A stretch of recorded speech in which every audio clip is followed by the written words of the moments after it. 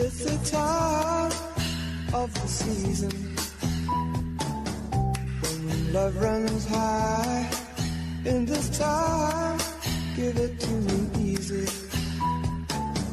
and let me try with pleasured hands to take you in this time to promised lands, to show you everyone. It's the time of the season for loving.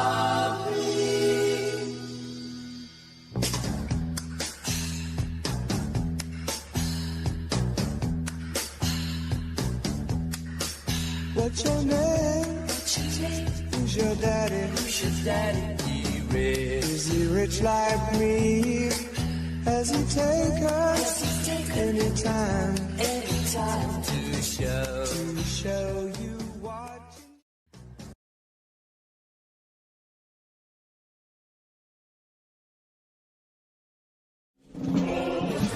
Can you see by the dawn's early light what so proudly we hailed at the twilight's last gleaming? Oh, Canada, our home and native land, true patriot love in all thy sons command.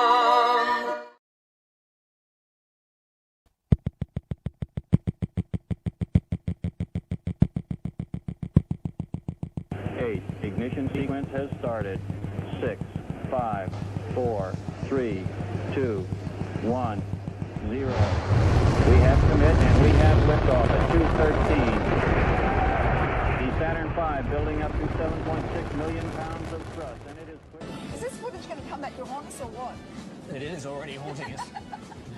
This is looking good. Get going.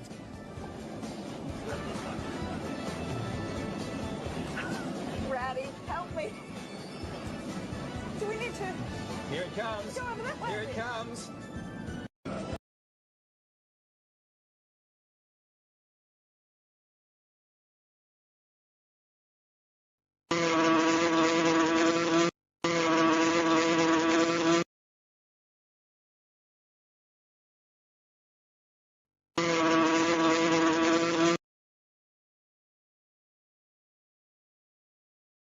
Funny. The entire power just went out. The entire power in this whole place went out. It's back on.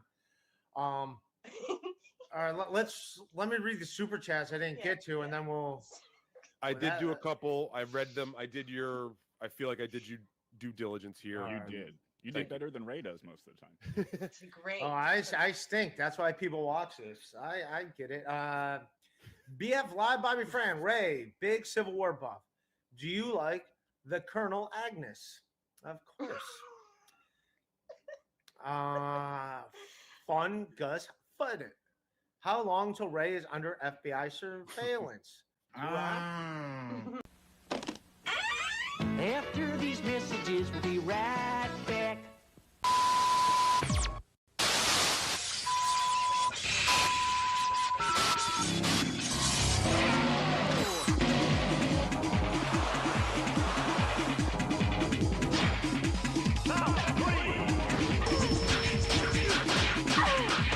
The games are ready.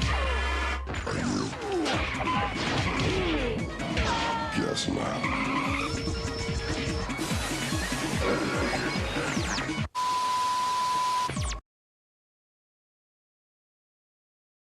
I like the way you make me laugh. I like the funny things you do. You got a style that's all your own. I like the sprite in you. You make me want to smile. You know you make me sparkle too. You're such a kick to have around. I like the sprite in you. Sprite, the only one with lemon. The unexpected twist that makes us different, livelier, special. I like the sprite in you.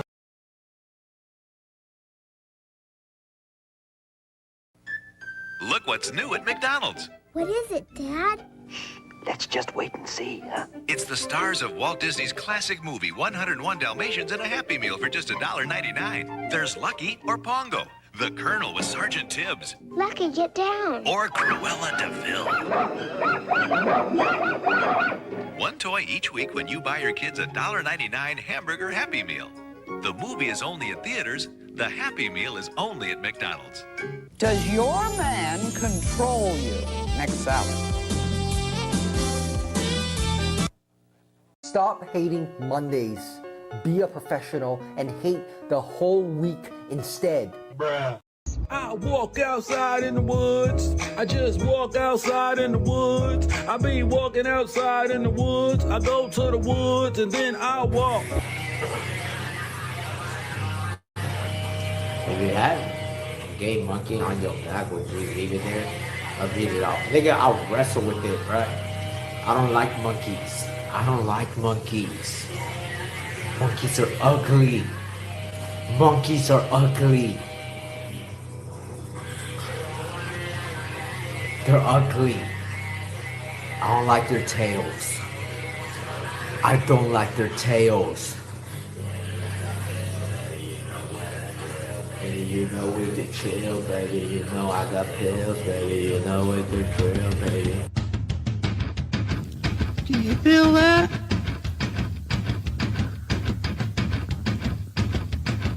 Do you feel that? Oh, shit.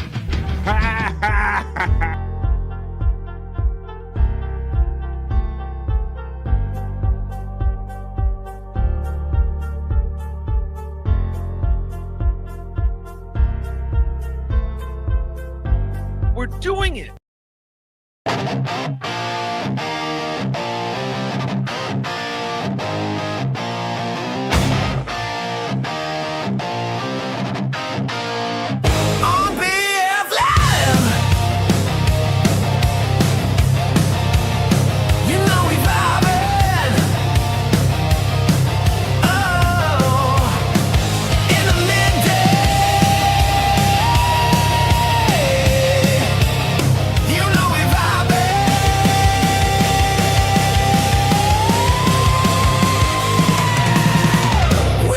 Chat family and the greatest panel of friends and all them positive vibes. Oh, it's BF Live. It is BF Live. Happy New Year, everybody. Welcome. Merry New Year. Welcome to the new year.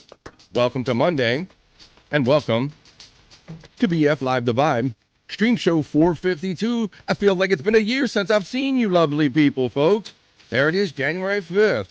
Sing it, Bill.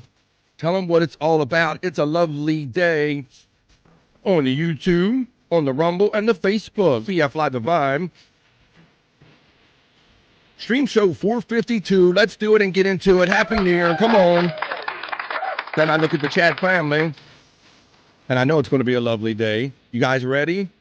It doesn't matter if we're ready or not, folks. Here we are. The first show of the new year is BF Live The Vibe Stream Show 452. What are you doing for the next 3 hours? Because I know no matter what you're doing, it's going to be what, Bill? Tell them. Oh, yeah. We're going to do the not-so-serious news. We got friends in the chat family. We got friends backstage. And I'm planning on having a lovely day. I see Pecan, Josh in Tennessee. Everybody checking into the chat, so let's do that. We're going to do the opening chat family check-in. Wow, so we're here, folks. That's right. Thank you, Bill. Take a little rest over there, Bill Withers. The fantastic Bill Withers singing Lovely Day to start off what I hope is a lovely day for you all. It is that Monday, folks. You know, January 5th. Here we are. Monday, January 5th. Let's frame it for myself and everyone else. How you doing, FJM? I see what you're saying. We'll talk about what happened last night with all the NFL games and such like that. You know, even though my Ravens didn't make out so good in that, the best thing I love about that is that I always got Chad family. Doesn't matter, lost games, missed field goals, and all that. We'll see if Andrew the Giant joins us later. He is the human sports ticker. We'll see if he joins us later, and I'm sure he has a few opinions. And there's lots of coaches, FJM, getting fired left and right. My phone is fired up. I see Pete Carroll has been removed from the Raiders. I see that the Atlanta Falcons fired their general manager and coach combination. And I just got a message. I believe that the Arizona Cardinals have fired their coach too. So Andrew will come in telling us all of that. He won't have any of the names prepared. He'll just step on everything I do, and I wouldn't have it any other way. on January 5th. Let's do it, folks. I got a whole sheet full of stuff. Let's get into the new year, folks. This is Takeoff, calling it Takeoff 2026.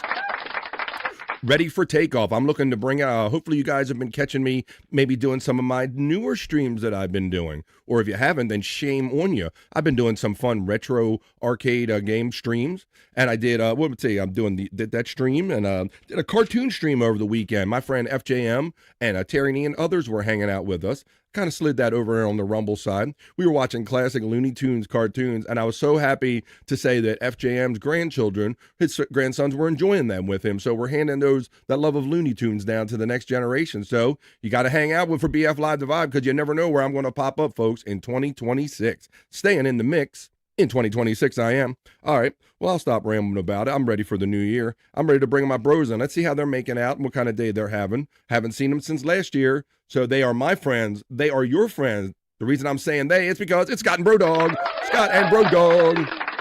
Oh, yeah. Oh, yeah, buddy. Look at him. He's on the other side, and he's still ready for a camera shot, bro. Yeah, we had to move our cameras around a little bit.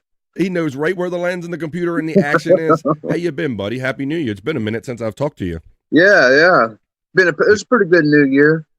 Yeah, good. I did, like I said, I struggled. I did my best because we tend to like eat up kind of early and make more food than we normally do. And then I get sleepy, Scott, and I have having a hard time making it to midnight. So get a couple naps in there. You smoke a little weed and you don't know whether you're tired or high or whatever, Scott. I use all that stuff. But no. Now, did you go out and make noise at midnight, or did you do anything? No, I was with all the podcast guys, Bobby, Nick, and where are you? Yeah. We all spent the New Year's podcasting together. Well, that's awesome, and it's certainly expected. Yeah, that's in every time zone. In every time zone they celebrate. That's right. That happens on the Bobby Nick Rumble, Kick, and Twitch. Bobby Nick is happening on. Yeah, Scott. So I've been popping up. I did a pop up cartoon stream over yesterday. I just did it. In the morning. Cartoon, yeah. Just kind of woke up with a bug in my ass. You know how we used to wake up, at least I did, and I used to enjoy whatever weekend cartoons were on, Scott, right? Yep. I would always get because I like to sleep in also, and I'd always it'd be a battle with myself whether to get up to watch some cartoons or sleep in. Bro, I do that battle very well, and you know the only thing that broke me of the thing that I would always get up for, Scott, was wrestling at noon, at high noon. I'm like, okay, like, because I'm laying in going, I can't sleep all fucking day, although I want to, right? But then wrestling will be my thing, Scott. Oh, wrestling's on at noon. 12 o'clock seems like a good time to get up, buddy. There you go. That's awesome. Yeah, so we enjoyed some cartoons, and FJM was enjoying them with his grandkids in there, so that was awesome, buddy. Right. All right. Well, I'm glad you're here, and Bro Dog's here. We'll see if Andrew or anybody else joins us later on BF Live The Vibe. We're going to hang out for the next 3 hours. We're going to do the not-so-serious news. After we do the opening chat family check-in, that's where you guys are going to establish the vibe for the next 3 hours. We're going to hang out today and every day. That's how we do it right here. Scott will definitely do some Perry talk because it was New Year's Boppin' Eve and a lot of crazy antics went down over there in the Perryverse. We'll talk about that. I got internet Shyt. We also got Scott's whole content. Scott, what do you got? Tickle their ass with a feather. Scott brings his locales. What do you got for the man? So much went off. That was one of the things I had the most fun. So much has went off in the Cyrax world that I can't even begin to tell you it all. But okay, we'll try. But for today's holes, he recently had one real girlfriend for a second, and she sent him $700 to buy a new Xbox. And but he threw that girlfriend away for a troll girlfriend who ended up burning him. So you're going to see how he gets his new Xbox bricked. Oh shit, we're going to do that when we go in Scott's hole. That's where we watch Scott's favorite LOL cows. We're going to watch those when we go in Scott's hole. We like to smoke a bowl and all that stuff. I also have Rock You Like a Horoscope. It is the new year, Scott, and it's a Monday. It's all that stuff. So we'll have to see what the horoscopes have in mind for us for the upcoming new year. All right. Well, let's do that. We got Bro Dog. He is up and ready. He's ready to go. But now, this is where I need your help, chat family. First of all, thank you for watching and or listening to this episode of BF Live The Vibe Stream Show 452.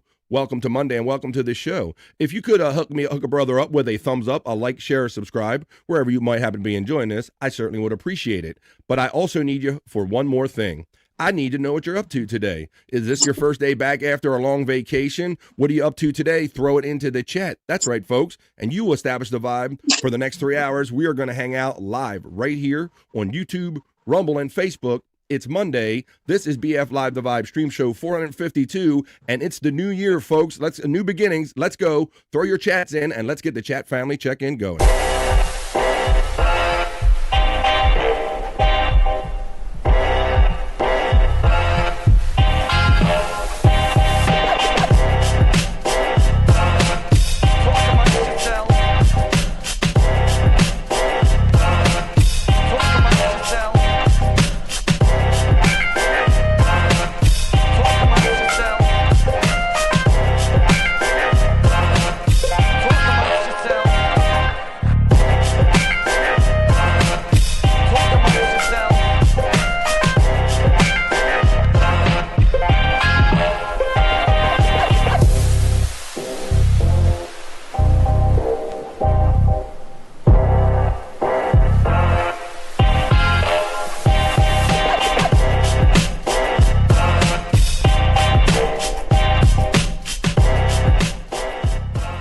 Amongst yourselves.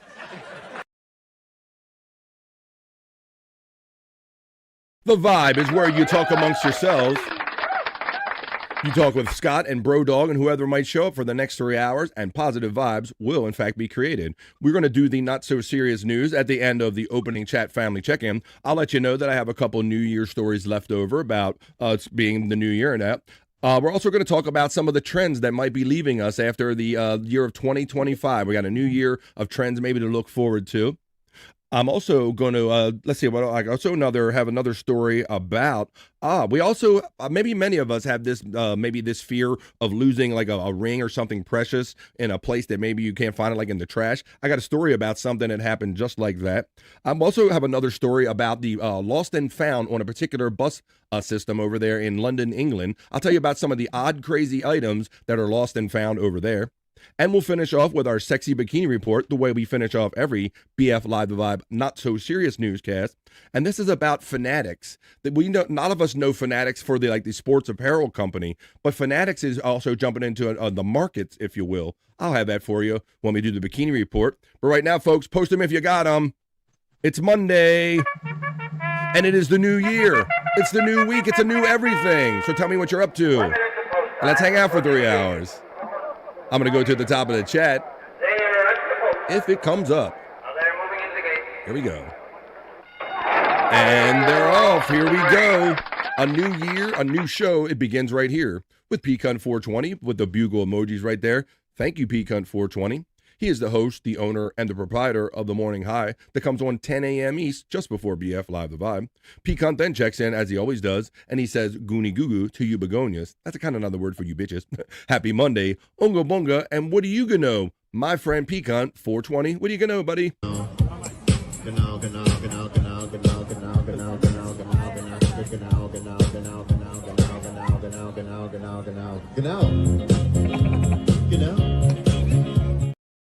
I can know that Pecan is a major supporter of everything I do here on BF Live the Vibe, and I can see he's a member because he's utilizing his membership emojis. And you can too, folks. If you're considering a super chat, why don't you just member up here for $1.99? You can be part of my 2Vibe crew, and I will love you long time. $2 membership level right here on the Vibe. Thank you, Pecan 420.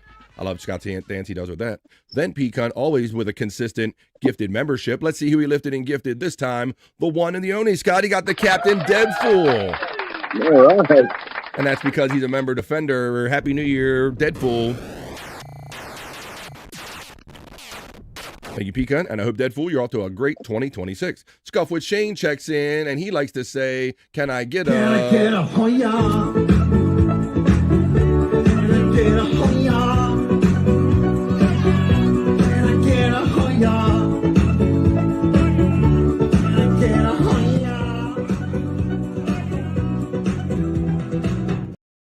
And then my friend Scuffle with Shane checks in and says, good afternoon to myself. He says, I'm liking your retro gaming stuff, man. Nice to have another gamer streamer among us. Yeah, Scott, I'm kind of making that kind of thing happen slowly but surely with the games that I say we, I do the collective we that we kind of come up on. Some older games, brother. Right. Because I see a lot of people doing through like the walkthrough and doing all the first person kind of shooter games and everything, my friend. But I'm bringing it back retro arcade style. So look for me when I'm doing my retro arcade stream. I was playing some Frogger and I was playing some Afterburner. I was like comparing myself to Tom Cruise and everything. So check me out doing that. Pecan gets acknowledged by Scuff with Shane. Josh checks in. There he is. He's got some servers again. Josh in Tennessee. He was working in another state. Tennessee. But it's Josh in Tennessee. Ha! Sean Riggle checks in to the vibe and says, breaking news.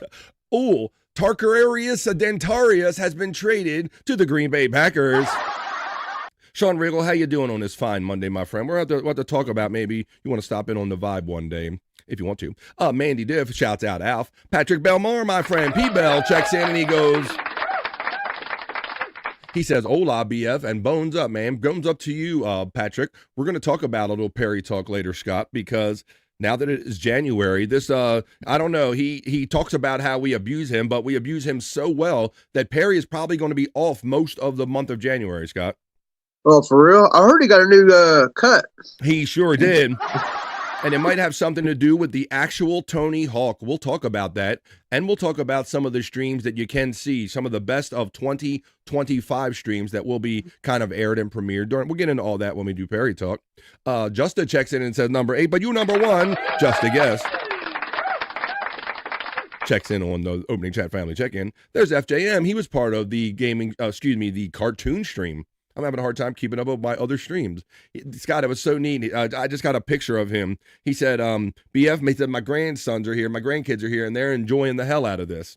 Watching the old Looney Tunes, buddy. It's something inherently, and I think it comes through our DNA too, man. Like if we like them, the kids seem to like them. Yeah. I like that stuff. Jim gets acknowledged by Scuff with Shane. Shane, Hoya, brother from our friend Pecan 420. Scuff with Shane gives out the Hoya. Mandy Diff, the resident fishing expert. Dabber Supreme checks in. Happy Monday, Mandy.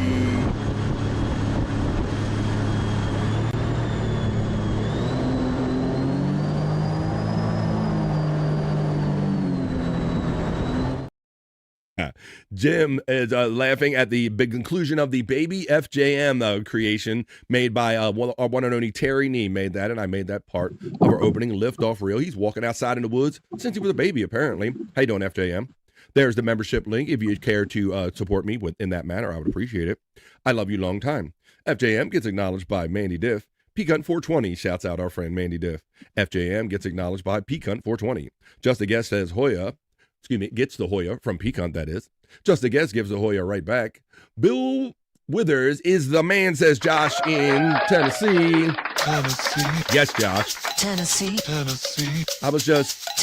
I was throwing around like notions in my mind, Scott, of like new beginnings and a new year and new days. And I thought, I like Bill Withers and I like that song. So it's a lovely day.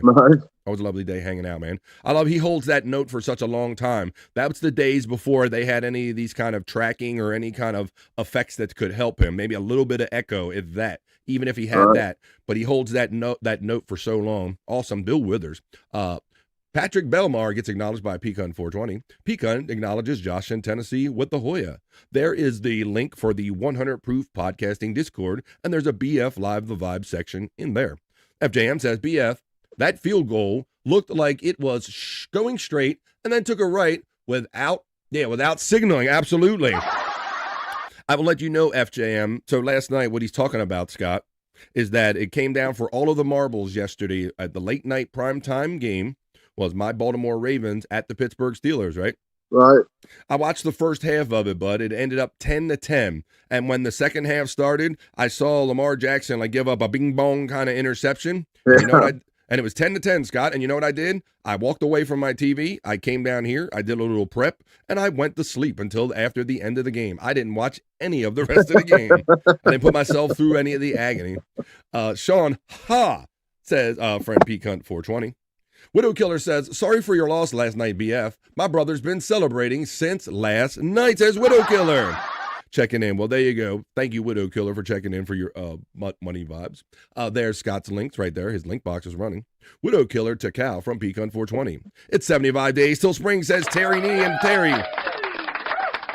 You might notice, my friend, that this has a football jersey vibe to it. But look, I've already forgotten put football behind me. I got baseball going on here, and that'll be the next thing we agonize over, Scott. At least I do. Sports team one. I see that your Denver Broncos are going to be doing their thing, right? Yeah. I mean, I hate to act. Yeah. It's been so long. I can tell. You're like, I don't even know what the fuck to say. The fucking playoffs. I don't even got a comment. I hate to jinx anything. Start talking shit. That's what I usually do. Right. Understood, Scott. That's why I don't do that either. Plus, with the Pittsburgh and Ravens game, I've seen that movie so many times like that. Now you're with us Cowboy fans, says FJM.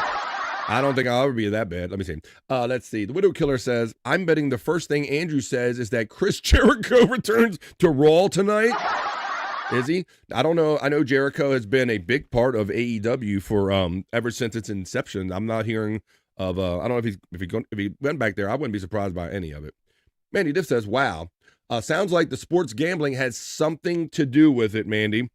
So many more and more people are saying this, Scott. Yep. And now with the ability to have so many games, you can go back so many years. I see many people that the conspiracy theorists like backing up their theories with, look how this game ended, look how this game ended, look how this game ended, kind of like similar endings kind of thing. All right. Terry Nee gets acknowledged by Pecan right there, our friend, and this is a fantastic opening chat family check-in so far. Pecan, purred. Bro Dog Fan Club says, Hoya, sitting here with the hot dog, hoping to see Bro Dog. Oh, hot dog meet Bro Dog. Bro Dog meet hot dog. There's Bro Dog. How you guys doing today? Yeah, he had got his nose dirty. He had it in a hole. Imagine that. I wouldn't expect anything less, Scott. Let's see. By the way, it's not a crack pipe in my hand or nothing. It's a homemade weed. That's good that you cleared that up, Scott. Because I gave you a one shot right when you were doing that. Hey, speaking of dogs and dogs that we like and everything, we're going to have a update. Let's tease them a little bit with it, Scott. I got that video of the person that has a update on Tammy's dog, Heidi. Oh, yeah. I really don't know much more past what that video I sent you, Bia. Okay. Well, I'll play a little bit of it. If you guys are curious about Tammy and the love affair that is Scott and Tammy, as far as we know, she's still incarcerated, waiting for a mental fitness kind of thing, right? Yeah, and I also found out that one of the reasons why she's in so long is she had a warrant for arrest, and who knows what that warrant might have been. Oh, that's right. And it wasn't the '80s band or the band warrant. I'm going to jail. FJM checks in from Rumble. Thank you, buddy, for giving the Rumble some love and says, let's rock this day out. Come on, FJM. He knows what's up. Just as Terry Nee knows what's up, and he shouts out Pecan. We're nearing the end of the opening chat family check-in. The Bro Dog Fan Club, Hoya from Pecan 420. FJM says, yes, they had me put on YouTube, BF. They were laughing so much, says FJM, about those good old Looney Tunes cartoons, Scott. I was showing Acme ones. I was showing the Coyote and Roadrunner, bro.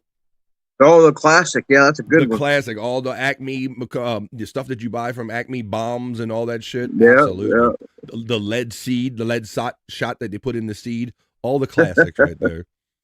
They were loving it. Tammy and Scott emojis are being utilized by Pecan.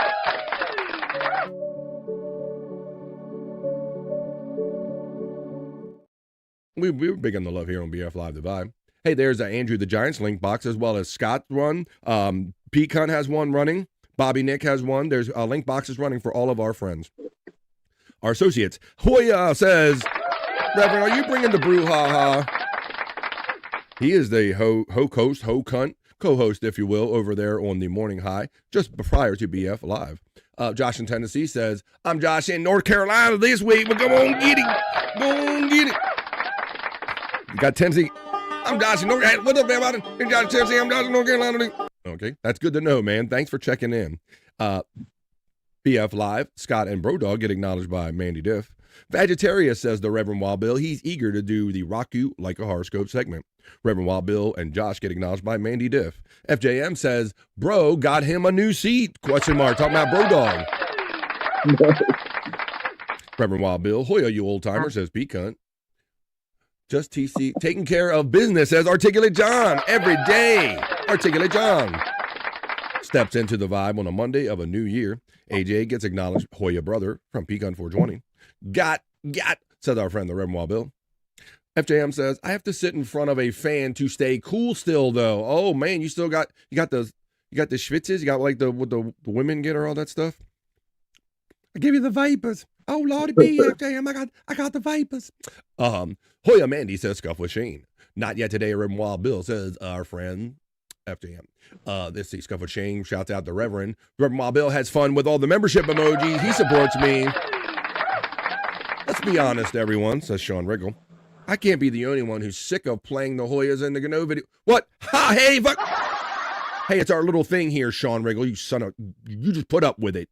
You put up with your ha, you put up with it. Scott, you get acknowledged by Scuff with Shane right here. That's Shane. You know, kind of go both ways. Not that one. Scott! And and I respect that opinion, but for every person that feels that way, Scott, there's at least one or two people that feel they still like the stuff. So we do what everybody likes here. Hey, Array of Light checking in saying, hey kids. Array gets acknowledged by Scuff with Shane. Array of Light, hi from Reverend Wild Bill. Nick TV Live says deep butt cheeks, folks. Nick TV, NIC. What's up, deep butt cheeks? I know somebody that used to say that all the time. We used to say, I got deep butt cheeks. All right. Nick TV Live checking in. Welcome. Mandy Div says, Rev, that's a king mackerel I caught on the water heater. The fish and me are real, LOL, and the water heater. Hey, no, that's right. That's another thing made by for our friend Terry Nee. Hoya says, our friend, the Reverend Wild Bill, checking in over there on the Rumbles. Right there. Thank you. Appreciate that. Sean Riggle, the Hoya and the Ganos are signature here, I think. I think Tarkarius Dendarius is old, but we have an opinion. There you go. There you go. Well, Shane, as usual, you're wrong, he says. Oh, no, wait a minute. You don't say good day to me. I say good day to you, sir, the fat pig. Checks in for his positive vibes. The Reverend Wild Bill says, fat pig, hi. We're nearing the completion of this opening chat. Finally check in. Well, that's your opinion. You see that? There we go. Praying. What's up? The Reverend Wild Bill gets acknowledged right here. That's what makes you. Here we go. Not hot dog, the ho dog. I thought it said hot dog. Reverend Wild Bill said sports are paid off. They know who is going to win before it even starts. Right. You see, the thing I always thought with the football being paid off or not, I think it's possible to pay off and influence a game, but not automatic. Because that'd be a lot of people to keep quiet if everybody was in on the fix. You can only have like one or two refs, maybe. Scott you make a fair point about that, and especially in this day and age of everybody wanting to, somebody would be talking. Right, somebody would be talking or overshare or something like that. Yes, Scott, somebody would let the cat out of the bag. Widow Killer says, I hear that Warner Brothers changed their mind and they are releasing the Coyote versus Acme movie in the summer. So that's what I was saying, Scott. When I think about some of my favorite Looney Tunes, I just thought it was always funny that they had like a box of something like this bomb or this whatever kind of weapon that they needed to like kind of battle each other. The other one I really like, Scott, was the the Sheepdog, Morning Ralph, Morning Sam, where they would punch in and just kick each other's ass the whole time or whatever. Oh yeah, I know what you're talking about. Yeah, right? Sheepdog. Yeah, they would treat it like it was a job. Yeah, that was one of my favorites too. Well, Scuff with Shane says, deep butt cheeks to our friend Nick with TV. I got deep butt cheeks. And then with that, folks, you guys just established an awesome vibe that we're going to use to hang out for the next 3 hours. That was the opening chat family check-in. What do you say we get on with news and other fun? I say, let's go.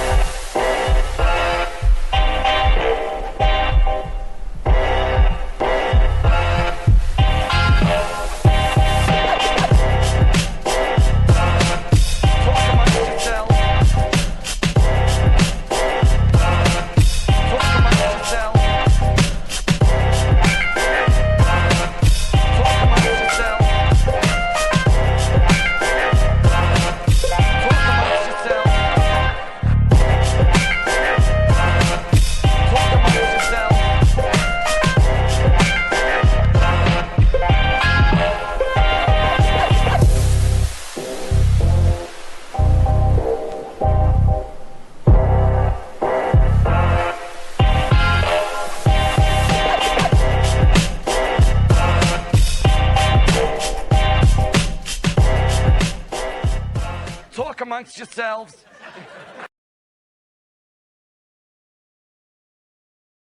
Hell yeah, that's what we do here on BF Live The Vibe. You talk amongst yourself. You talk with whoever shows up on the show. We mix in sound bites and video clips and segments and have a lot of fun for 3 hours. At least that's what we try. Now, Scott, I saw a video. Like I just said, you know we do 3 hours here a day because you sit here for a lot of it, and I appreciate it. How's the weather today, buddy? It'd be nice out if it wasn't windy. I hear you. I don't. Yeah, those days like you say, man, it could almost be good enough if not for that. Well, yeah, Scott, it's right freezing right now where I'm coming to you from on the East Coast of the United States. It's exactly 32 degrees. So I see you sitting out there with Bro Dog and all that stuff. I saw this video and I thought about you, Bro Dog. You said he had something on his nose. Well, Scott, I'm like, is this your cat? I said, this must be Scott. Must have got a cat, and I called this Scott and Bro Cat. Look at this. Is that your lunch? You come back with a seagull, Scott. My dude come back with a seagull, bro. Whatever. Oh, no way. Bro, is that your lunch? Now, Scott, see, you ain't never had that, did you? Look at that shit. I thought about you right away, bro. How did he even get him in the first place? Look at the cat's like screaming. Bro, is that your lunch? Look at Mandy. Because there was like big. Damn, that is like big oversized rat with wings. Mandy Diff says, damn, and oh, that cat is pissed. It's 58 degrees here, Mandy Diff says, where she's checking in from. That's awesome, Mandy. We're supposed to get a little patch of warm weather, and then it's supposed to. Now, Araya says, of course, and you know, we always have to start here, Scott. AI. I don't know. It looks real to me. It looked real to me, Damon Araya. How you doing? But I know I feel the same way, Araya. Like everything you watch, especially if it's really something cool, Scott. It's like the cooler it is, I go, wait, that's got to be AI. Yeah, it's too cool. Maybe, you know, yeah, it's too much fun. It must be AI. Well, I'll tell you what isn't AI. This guy right here and BF Live The Vibe. Come on, you know that I'm 100% real when I go over to my news desk, which I'm about to do right now, guys. That's what we're going to do. And I'm going to show you, let's see what stories we're going to get into. Let me make up my way up to the news. I'll tell you, that's why I'm going to do the news right now. So without any further ado, let me run my element. And don't run, folks, because I need you guys to comment. This is news. I'll give you the news. I want your comment. As we have fun with the news, I'm going to prove it to you right now with the Vibe Other News with the Not So Serious News. Come on.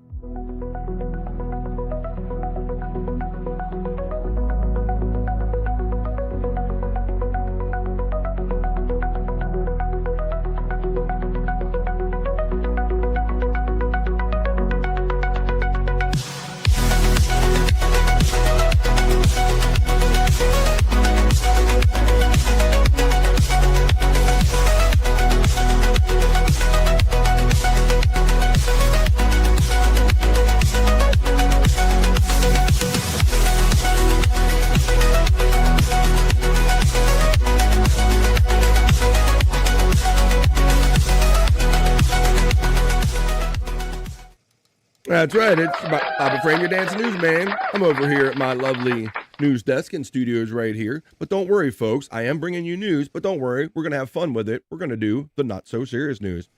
So, Scott, I told you, we already talked briefly at the beginning of the show how once I filled my belly and I sat there on the couch, I hardly made it to midnight, Scott. So I had an issue. But then once I did finally wake up, Scott, I ended up doing like that video game stream and being on until like 4 a.m. or so, almost 5 o'clock in the morning. Are you like me in that regard, Scott? That I call it catching like my third gear or a fourth gear. Yeah, I do that all the time, but at nighttime, yeah. Yep, I can be super duper tired, Scott, but I know if I stay up to a certain point, that next gear will kick in no matter how I was passing out or whatever. That next gear will kick in. Well, so I told you that when midnight came out, Scott, we had little noisemakers and a couple horns. I went out and listened for the noise and saw a couple neighbors shooting off fireworks, and we made our noise. Now, a particular crowd in New York City, they showed up expecting a show, but it didn't exactly happen. This is our first story in the Not So Serious News. And it's a social media thing, Scott. A crowd showed up for a midnight New Year's Eve fireworks show that it never came. It says, crowds of people apparently duped by misleading social media posts braved the cold for the New Year's Eve fireworks show at New York's Brooklyn Bridge. The only problem? It was never actually scheduled. Videos posted on social media and obtained by USA Today show crowds bundled up and excitedly counting down the final seconds of 2025 with phone cameras aimed skyward before shouting, "Happy New Year." Seconds later, they lapsed into confused silence when the anticipated pyrotechnics failed to appear, Scott. So it was a big old, it sounds like a big old, like a boom, boom, boom, boom. It's like, come on, 5, 4, 3, 2, 1. And it turned into 5, 3. Instagram user Marco Abbiati, who offers New York City Christmas tours, posted a reel saying social media videos posted in recent days had showed image of July 4th fireworks at the bridge, according to the digital media outlet Daily Dot. The videos were AI generated. They misled thousands of people by promoting them as if they were for New Year's Eve, Abbiati wrote. So these are all the people, Scott, waiting, just pointing their phones in the sky, ain't shit playing, nothing happening. Officials for the Brooklyn Bridge Park said they were not aware of any spurious post until after the fact. And their quote goes as follows.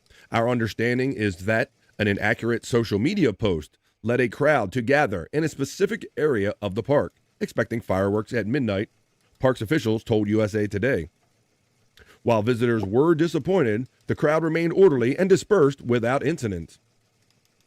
Other videos posted afterward show crowds lined up along the waterfront awaiting the non-existent display, and stunned murmurs interrupted only by random party horns. Any second now, says somebody on TikTok. So it didn't happen, Scott.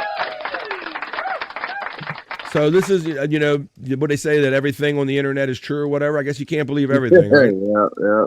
Not exactly everything. So this is, let's see. Got to run a commercial. Let's see what people are saying about this. John Cena fireworks. You can't see them. I get you. I see what you did there. Thank you for your comment, Widow Killer. Mandy Diff says, I bet they did. It's happened to tourists. I warned. Oh, some beach. What are you talking about there? Over pizza on the beach. Boop. Oh, Maria says, I've been attacked by a flock of seagulls. Did you run so far away, though? Yes, with pizza on the beach. You got to watch that. I told you they're like rats with wings, basically, Scott. That's all they are. Yeah. They just rats with wings. All right. You've been attacked by a flock of seagulls. Bears are living in the basement in Florida. I heard of a story like that. All right. Let's go into our next story in the nope. There it is. There's the story, Scott, right there, running finally. There's all the people waiting. There's 2 of them. I don't know what's going on. Nothing. 5, 4, 3, 2, 1.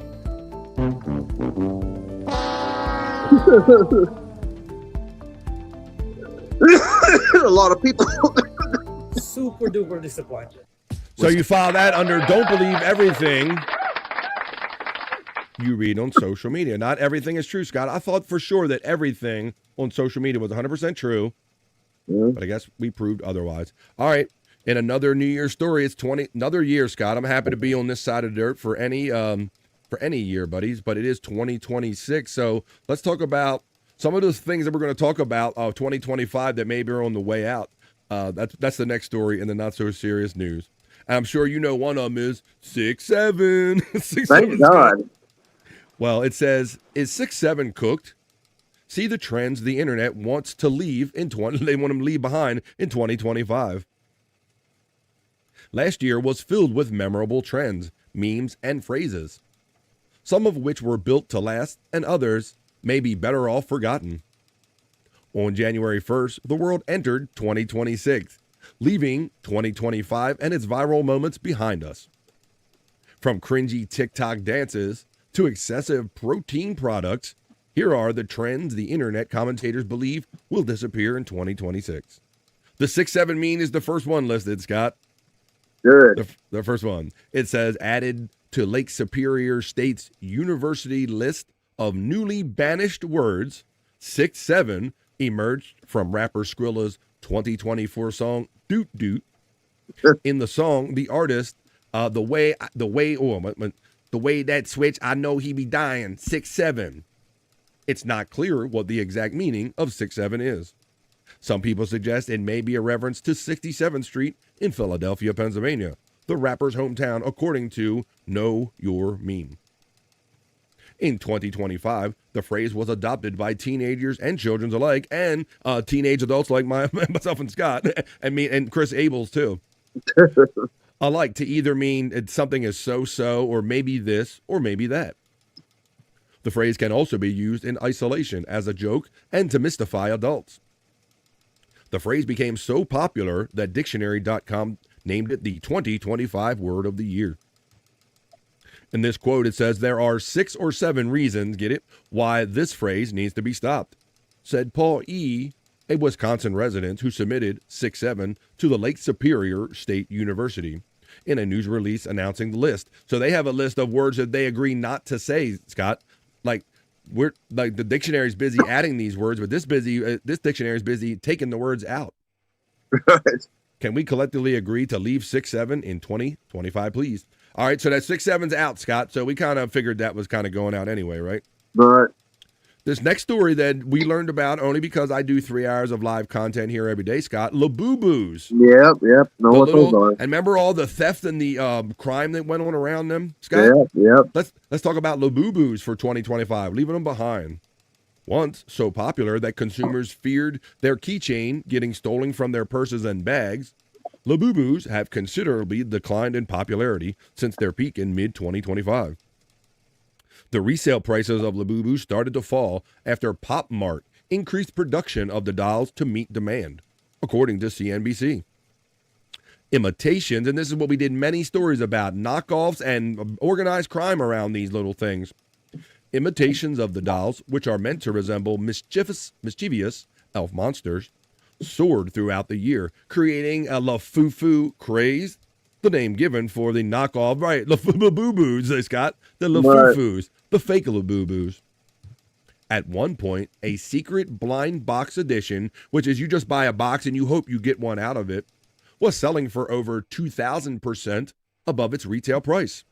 And retailers often sold out of the product, CNBC reported, citing Nomura, a Chinese financial holding company. On New Year's Eve, one ex-user took to social media platform to write, "May 2025 be the last year I ever hear the word Labubu in it." Here's another trend that's going to be saying goodbye for 2025, Scott. And let me go back on that. It was this Dubai chocolate I've started seeing these mentions of everywhere, Scott. Right, I've heard about it. Right, we hear about it in the news. I never actually tried it. You know, we thought 2025 was the year of the pickle. It was also the year of the Dubai chocolate. And I figured out that it ended up being, I'll read exactly what it's about. What exactly is Dubai chocolate? And what differentiates it from good old-fashioned milk chocolate? Fix Chocolatier, or Chocolatier, a brand based in the United Arab Emirates, launched the original Dubai chocolate bar in 2022, according to its founder, Sarah Hamouda. After its launch, the bars became a huge success, with them going viral in the United States in 2025. The candy was so popular that other companies created dupes and flavor imitations that were sold across major retailers.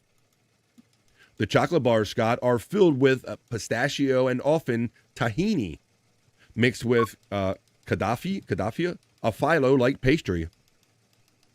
Fix Chocolatier said its bars are handcrafted in Dubai, blending world-famous Middle Eastern desserts with premium Belgian chocolate.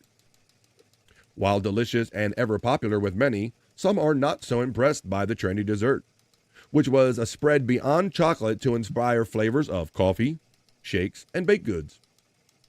One ex-user wrote, "We're not bringing the Dubai chocolate with us in 2026, please and thank you." So there you go, Scott. So that's the couple of the ones we got right there. It's Labubu. It's 6-7. It's Dubai chocolate, and we're going to keep them all behind us for 2025. That was our next story in the Not So Serious News. Now, Scott, we talk about the weather kind of every day we meet up because you're nice enough to sit out in all kind of crazy weather to hang out with me, and I appreciate it, buddy. Now, I've never done this. Maybe this will warm you up, maybe because there's other fools out here, Scott. This is about our next story. nearly 5,000 attempt a polar bear dip world record in Washington State. Where's our friend Space Nerd? She can represent for everybody out there in the Pacific Northwest. All right, let's see, Scott. So this is where they do a polar bear plunge around here where I'm at, and it benefits our state of Maryland Special Olympics.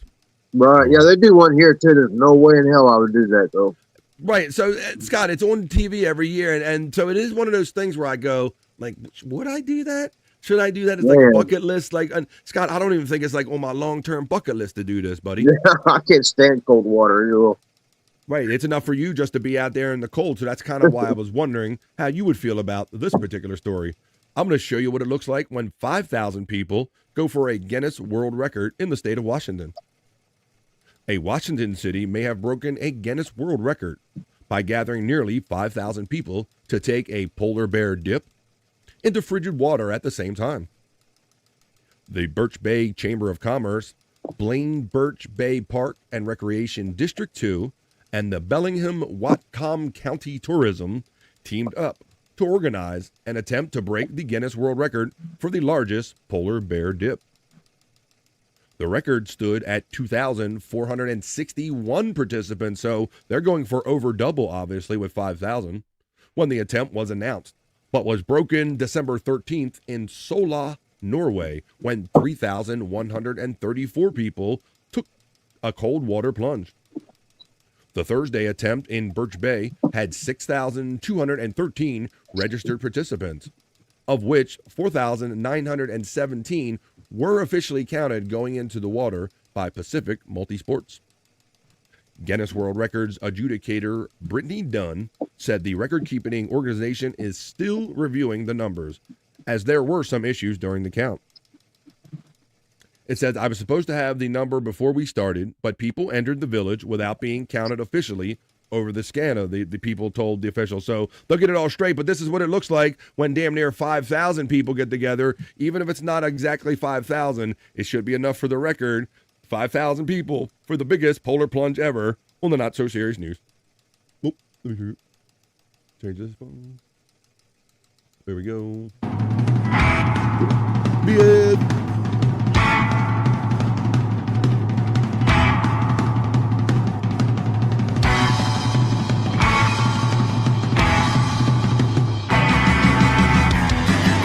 Oh, Scott may have to. That was the other thing. I said, like, because you could like cheat this, right? You could run in and run out pretty quickly, right? Yeah, it looked like I was watching. It looked like they're staying out there. 6-minute requirement, Scott. I read it a little further in. They got to be in 6 minutes. All 5,000 people have to be in 6 minutes. That's good.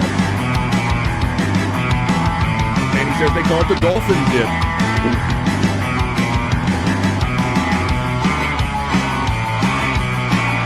Is that really a challenge?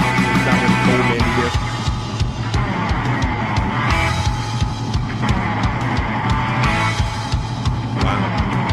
Wow. Mandy Dip did and got a little hypothermia. Stayed out there too long.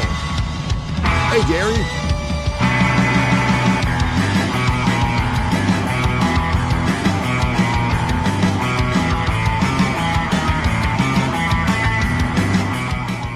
And that's what that looks like when 5,000 people go for the world record of the polar bear plunge, getting in that freezing water. Jerry Lahane says, I remember freezing because Mom bought us ice skates, but that's okay because George Bailey saved you anyway. That's right, he saved you, and you saved all those people in that transport. Jerry Lahane checks in on the vibe. I did the polar bear plunge, says our friend Scuff with Shane. Got a shirt for it. Where I live. Got scores, man, Scott. Got a tattoo. Yeah. He's bragging about a shirt. Been there, done that, got the T-shirt. Wait a minute, Gaddafi. I thought we took him out when Obama was. Hey, wait a minute. Oh, what are we talking about here? We are all connected, says Mandy Diff. There you go. You guys are awesome talking in there. We got the Fugglers. We got all kind of people checking in the vibe. And we're going to continue on with some fun news, with the other news, with the Not So Serious News. Was that the Vancouver polar plunge? No, Chris Popke. Chris to the Popke checks in. Happy New Year, Chris Popke. No, my friend. Well, it said Washington State. So, I mean, you said Washington State. I don't think that's the. I know that it's Western Canada or Western part of Canada. I don't know. I'm barely know American geography. How you doing there, Chris Popke? You know, they said it was Washington State at some park there in Washington. doing the not so serious news. Now, Scott, I've done, we've already talked about AI and things, and I've done many reports about these automated cars, right? The Waymos and all that. Yeah. Well, I have another kind of automated report, another AI robot automated kind of out there in the world roaming freely report, Scott. This one, so these are some of the delivery robots that they're trying to get going in some areas, Scott. All right. I think if they try to get these going on in my area, some parts of Baltimore City, I don't know, I live in the suburbs and all, but try to get these going in Baltimore City, these things ain't gonna make it, Scott. Right. But you know what they used to say about, what was it, no weather or whatever is going to stop the Postal Service? No rain or snow or sleet or hair will stop whatever they do. Well, I guess these delivery bots must feel the same way, Scott, because this delivery bot is going to encounter a motorcycle on the sidewalk and watch what it does to it on our next story in the Not So Serious News.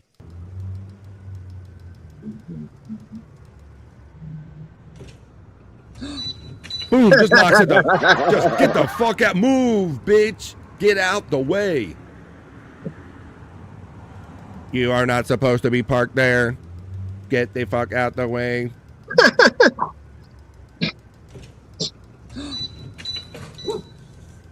Just cold busted, Scott. Just get the fuck out. I am a robot.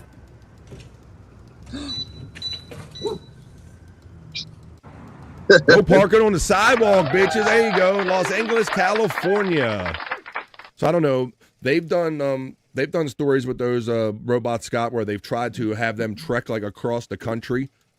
Oh yeah. And other parts of the world. It seems like in other more civilized parts of the world, they make it through like Australia or different parts of the world. But when they bring them suckers here to the United States, I think there's a story about one of them like not making it through parts of Philadelphia. So yeah, I don't know, but apparently just don't leave your motorcycle in the way because it will like move, bitch, get out the way.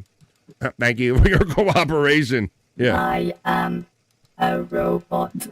That thing is going to run over a kid. That's Mandy did preemptively. Hey, dude, you can't park that there.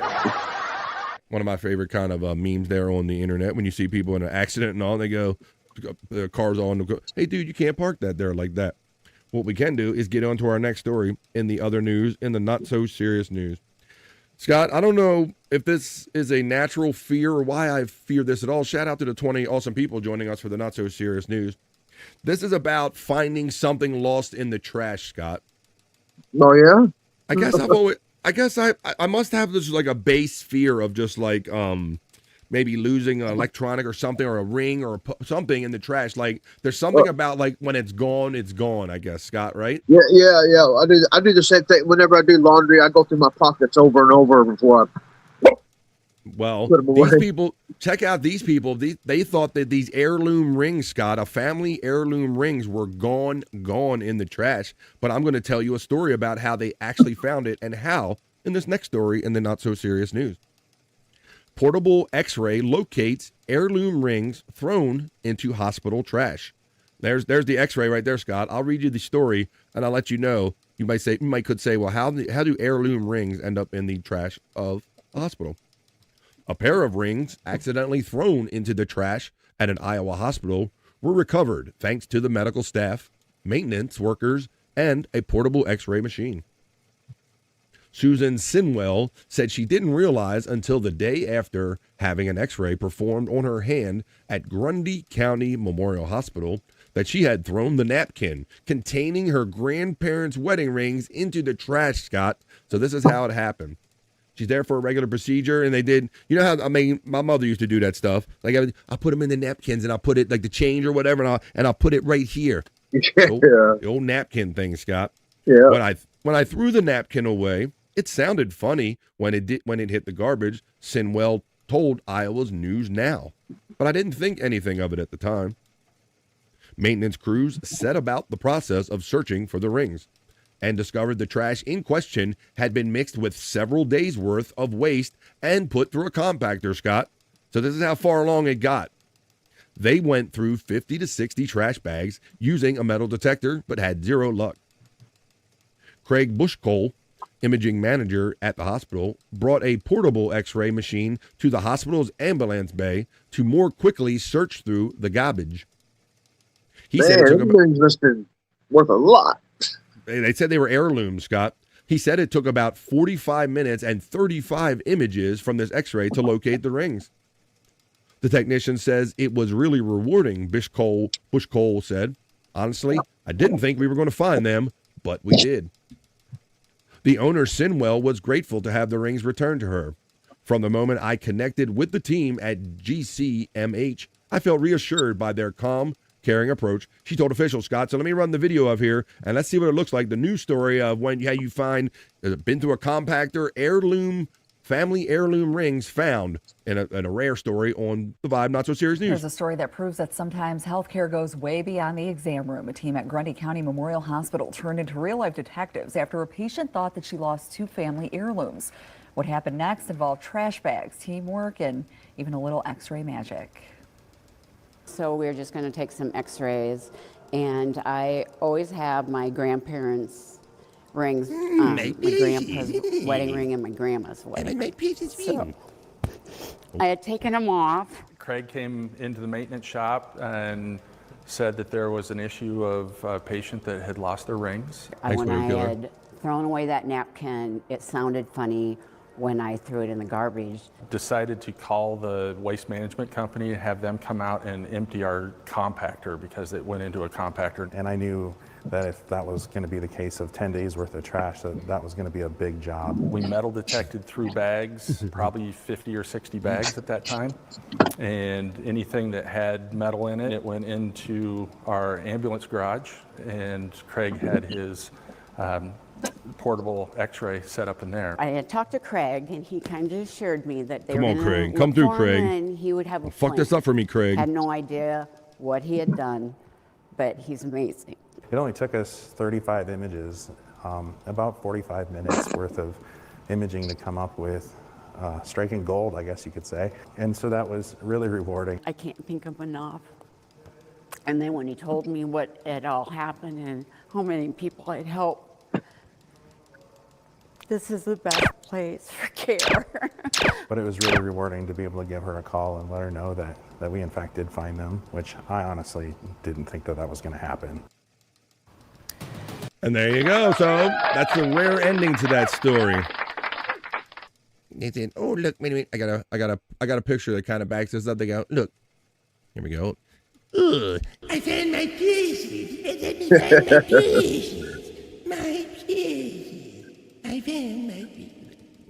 Thank you, Widow Killer. And thank you for letting me know that celebrity news. I'm not sure if I'll give that to you right now, but I'm gonna give it. Let's see. I'll give it something in a second. Let me go. Move that and put us back. All right. JFK Head Chung checks in. How you doing there, JFK? What's up, buddy? Headshot. Medical waste? Sorry, lady. The truck just picked up the dumpster. That's another thing, Scott. That's another. Like, yeah.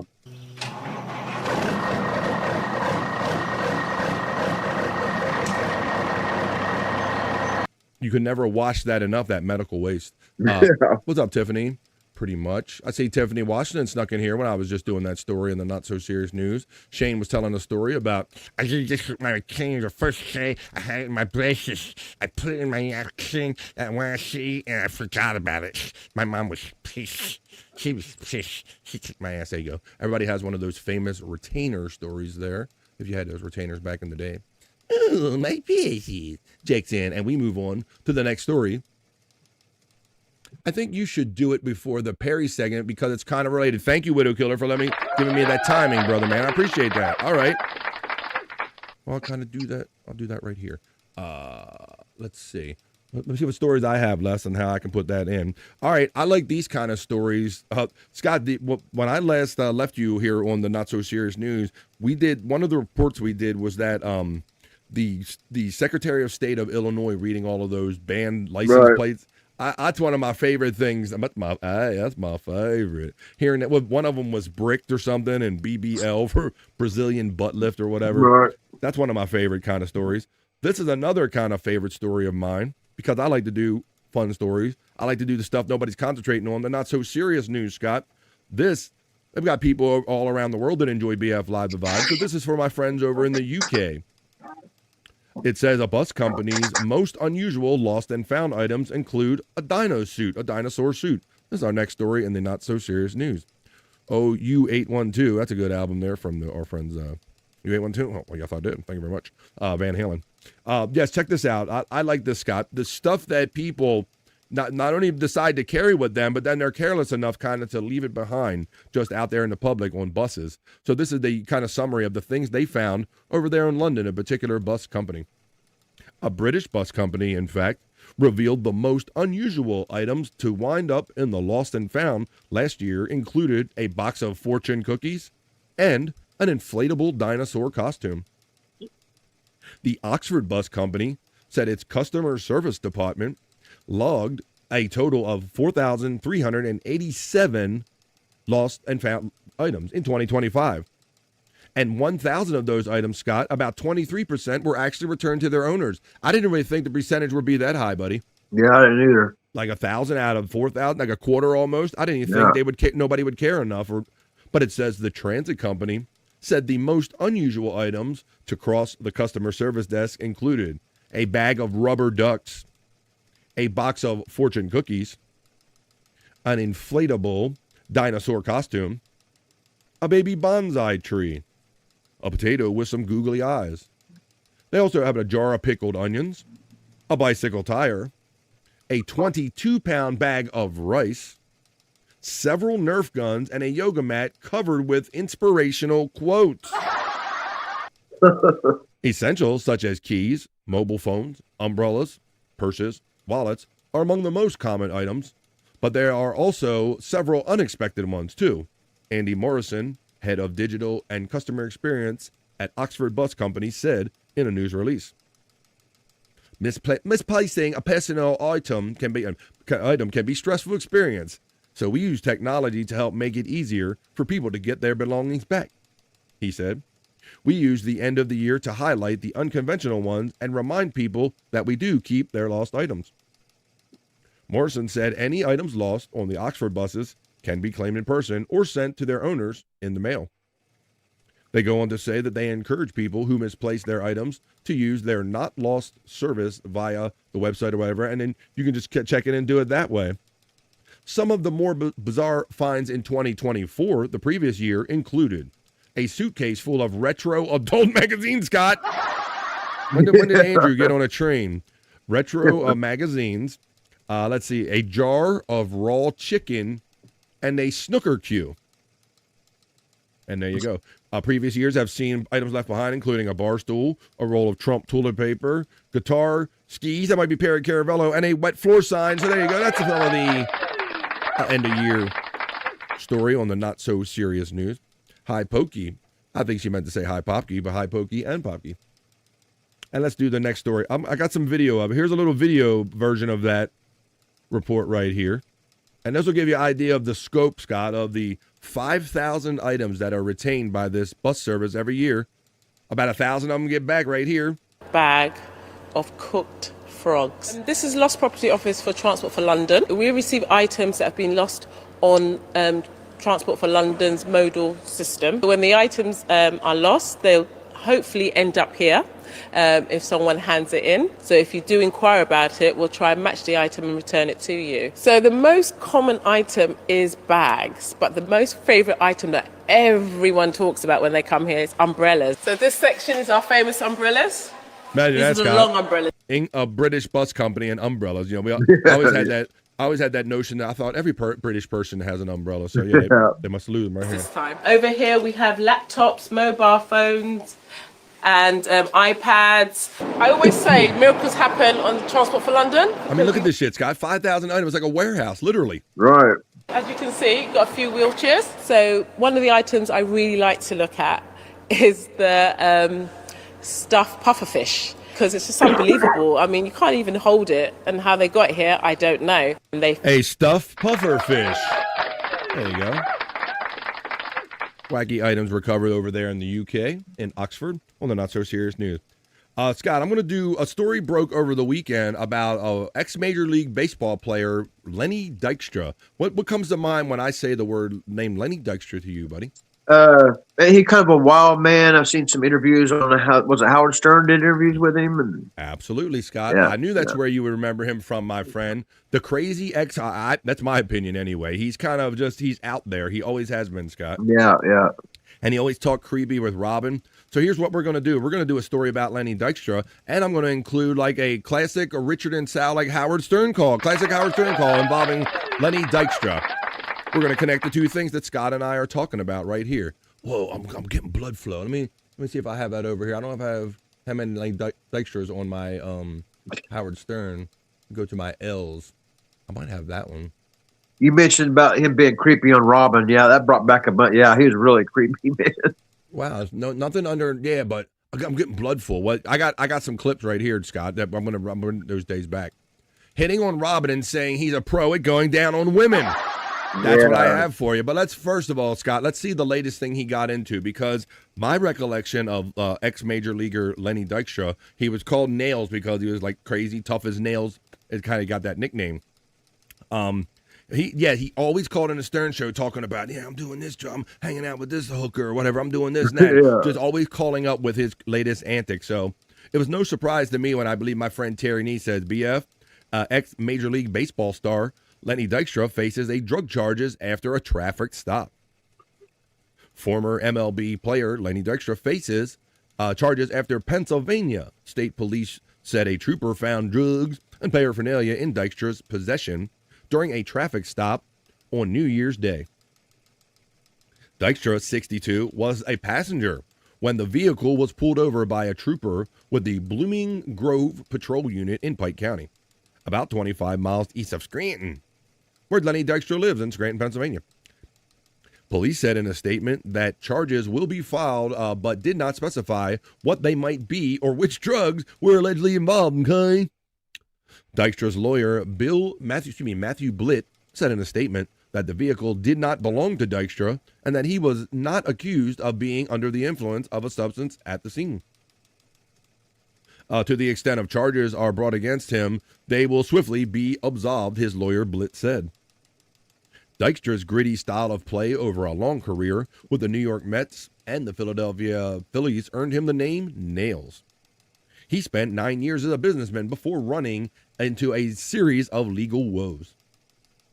Dykstra served time in California prison for bankruptcy fraud, sentenced to more than 6 months for hiding baseball gloves and other items from his playing days.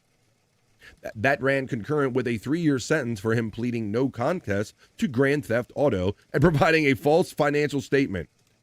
He claimed he owed more than $31 million and had only $50,000 in assets. So, Scott, he would always call Howard Stern like with these kind of wild stories, right? Like he was never in a good way when he called in, right? No. Lenny lost a defamation of character lawsuit, says our friend Popke, because of his Stern Show appearances. He had already done irreparable damage to his own character. Yeah, I mean, just because Howard gave him a way to do it. Did Nails finally find his teeth in the Burger King trash can? That's right. They did have to do that. I think that the Howard Stern boys or somebody was out with him and Scott, and he somehow his dentures got thrown in a can. Good pull there. Gimme Bezos. All right. Hitting on Robin. Let's see what I pulled for you because I do have some stuff right here. Now, let me see which one. Make sure I do these in the right order. That's one Lenny Dykstra call, and then this is, let's see. Oh my God, what is this one? Let me see. All right, let's give you a little example of Lenny Dykstra on a typical call when he would call in. We're kind of blending this with the not so serious news. This is here we go. Little Lenny Dykstra from the Howard Stern call-in days. Let's see. Milk crate marauder. I happened to bump into Milk Crate during my midday meal. I brought over me grandmum to greet the marauder. He poured his soup into my shirt pocket, then proceeded to give me Granny an open-mouthed kiss. Marauder.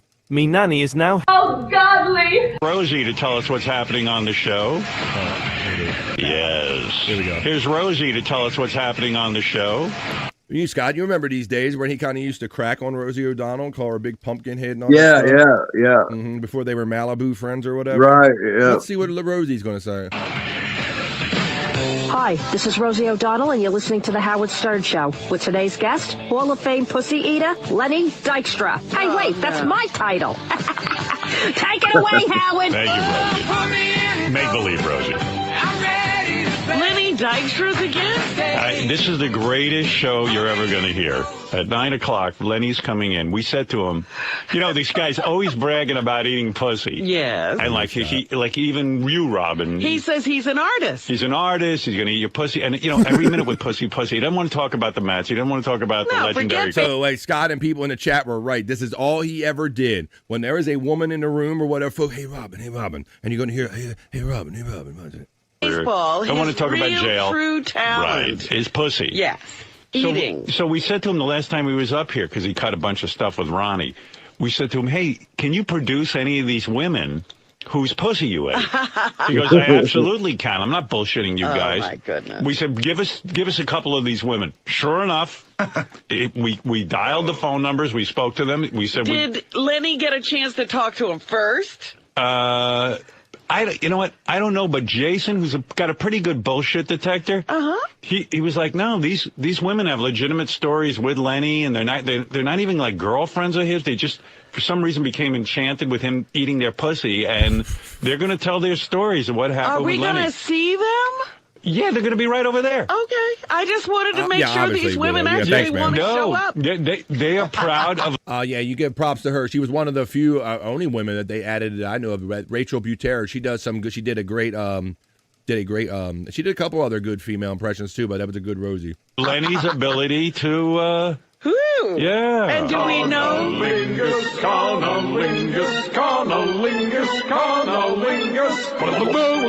So this is all Lenny talked about. He's totally consumed with, he would try to convince Robin, women, everybody. Had witnesses vouch for how good he was at it. Lenny's great at cunnilingus.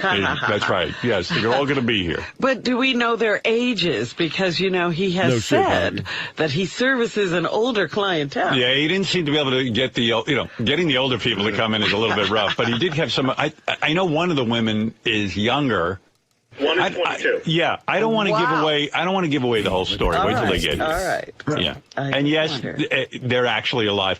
Lenny even said, "Are they going to have bags over their heads?" No. They're willing to show their faces. I'm just afraid my mom and sister are going to show up. You didn't get the names. Lenny eats pussy. Lenny eats pussy. Lenny all the songs, everything's got eats pussy. The pussy-eating champion of the world, Lenny Dykstra. He's coming in. Robin, is Lenny Dykstra. I'm back. Oh, God. I was listening to the show recently. And listen to the voice, Scott. He had that whole Joe Walsh quality to his voice, Scott, like a guy that overdone it, and he didn't always have his teeth in. But yeah, let's listen a little bit. Creepy Denny here. Hang on to your panties, ladies. Robin, is Lenny Dykstra. I'm back. Oh, God. I was listening to the show recently, and I heard you tell Howard that your vagina's not working. And let me be your vagina, Scott. Tell you, and when I say something with absolute certainty, like I'm doing now, we'll turn that motherfucker into a lake, Robin. I'm like Dr. Frankenstein. What I'm gonna do is bring that pussy back to life. I'm gonna give you some true and actual mouth to pussy resuscitation. Wow. All right, so there you go. So it was right, Scott. That's all it was, right? Yeah. Every time it's like, hey man, there's a lady here. He was just that ego guy, man. He was always that guy. Now, Scott, I hope this is going to bring back a good memory for you because I loved it. Now we're going to turn this into what Richard and Sal did with some of Lenny's kind of vocals and got with Lenny Dykstra when he was part of the Howard Stern Show. And let's flip this now into not only that, but the Richard and Sal classic prank call, Scott, with Lenny Dykstra. I'd like to feature one here. We're wrapping up the not so serious news, talking about Lenny Dykstra. He's in the news again over the weekend for getting part of a car stop where there was drugs involved. I don't, he's innocent or guilty. That'll be determined at a later date and time. But Scott, this should be a good memory for you, buddy, because that's a young Lenny Dykstra, obviously, right there. This is where Richard and Sal kind of work in cahoots with Lenny to call in that woman, Kathy. Hello, folks. You remember Kathy, Scott, because this was one of their favorite targets. Richard and Sal, classic Howard Stern prank call. Lenny Dykstra recently in the news. Richard and Sal and Lenny Dykstra call in the Kathy show as our classic Howard Stern prank call today for Richard and Sal. Ho, ho, ha, ha, ha. Ho, ho, ha, ha, ha. You're listening to Live with Kathy. Laugh your worries away. Remember this voice, Scott? And they always mess with her. Do you remember I her? don't remember her, no. I'll keep this. I have just a few minutes. 317 is holding, so hi there. Hey, Kathy. Lenny Dykstra here. Hello there. Live with Kathy. This is far out, man. I love your show. Well, thank you. Ha, ha. Ho, ho, ho. Where are you calling from? What state? I'm actually a famous baseball player. Have you heard of me? Yeah. Remember the Mets? When I was with the Mets, I was a part-time player with the Mets. I mean, Yeah, like if you, Scott, if you called this woman and said, I invented sunshine, they go, oh, it's so great to hear the person that invented sunshine. Like she would just go with anything, Scott. So yeah. Part-time. Well, do you still play for them? You've got such a great voice. You're like a surgeon with that tongue. Oh, thank you. Thank you. Oh, you made my day. Ho, ho. How old are you? Why do you ask? Bottom of the ninth, huh? Baby, when I finish you, you won't feel a day over 74. Okay, that's all right. I want to... When was the last time you let someone near your batter's box? No, I have other callers. How's everything holding up down there? Oh, just beautiful. Thanks for calling in. You probably got a big old gray mop head. Oh, my. My dear, I have to leave. Sorry if I don't enunciate like you. I don't have any teeth. I want you to start laughing. Ho, ho. It's cool, though. In my line of work, that's a mugshot right there, Lenny. Many years later, Scott. That's the same dude right there. That's Nails. Many years later.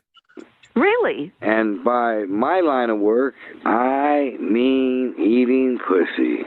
Oh. The big bad wolf would love to come visit Grandma's house. You feel me, baby? How dare you? I love eating out Grandma's basket. Shame on you. Kathy, you're getting little Lenny all perked up. Good God. You still get wet, or should I send over a bucket of K-One? Oh. How dare you? How dare you? I know Popke's saying that these were kind of manufactured calls. Get the help that you need. Now the announcements. Happy. Oh, yeah. Gimme Bezos remembers Kathy calls because they would do this, Scott. They would call up and while they were talking to Kathy, they go, oh, like my grandmother's drowning or something like that. And they go, well, please get off the phone right now and call the authorities. They kind of did that stuff. Kathy calls would always end up catastrophic deaths of people screaming. And Kathy would go, oop, I hope he's okay. I hope he's 50th to Munch Magash? Huh. Munch Magash, Scott. She don't even get this. Right. Listen who calls in after this call. Listen. Ready? Need. Now the announcements. Happy 50th to Munch Magash? Huh. Interesting. Dare I ask how he got the name Munch? Munch Magash. Okay. Happy birthday, Mooch. See, just never got it. You see, even when they got her to say stuff there, Poppy or whoever, she didn't even get Munch and Magash. It was left right there in front of her face. That's how we tie a Lenny Dykstra in kind of the news recently, in current events, in for kind of a drug charge, potential drug charge. We kind of turn that into a thing, a reason to go back and do a Howard Stern classic phone call moment. It's kind of, we kind of know what we're doing here on BF Live The Vibe. A matter of fact, we're going to end this newscast the way we end every BF Live The Vibe newscast, with a sexy bikini report, Scott. And I talked about, have you ever heard of the sports company Fanatics? They make all of these kind of jerseys and stuff. Yeah, yeah. Well, Scott, they're getting into some other games, bro. Like they make hats. They had hat websites and all of the different major league sports, Scott. Well, Bikini Report is going to tell you how, and plus with all of this sports betting on, which that's coming on now, Scott, which we already talked about with the Ravens and the opening chat family check-in. Well, they're trying to get involved in all of this stuff and kind of sports and markets and betting. Fanatics, folks. I didn't believe it either when I first heard it, so that's why I'll have to turn you over to the Bikini Report. Because maybe I'm not making any sense. Hey, Bikini Report, tell us about the apparel company Fanatics getting into like a stock market or the kind of this whole betting market game. Go ahead, Bikini Report. Tell us all about it. Wanted to get into the stock market and gambling, but don't know much about business and sports? Well, good news. Sports platform Fanatics has just launched its own prediction market. Phase 1 of Fanatics Market will let people trade on sports, finance, economics, and politics. Then Phase 2, launching early next year, will add crypto, stock stocks, climate, pop culture, tech, movies, and music. Yes, that means that eventually people will be able to trade on everything from who will win an Oscar to summer temperatures to whether or not interest rates will cross some threshold. The new platform is part of a strategic partnership with Crypto.com, giving it what Fanatics describes as institutional grade security. Fanatics Market launched this week in 24 states with an even wider rollout expected soon. So what do you think about this expanded way of betting on just about anything?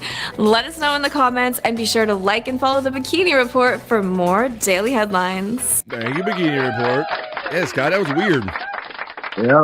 It's weird when I try to put all that together. They're kind of mixing markets and all of this sports betting and going on and kind of treating it like it's a stock market. You can speculate or bet on a lot of this stuff.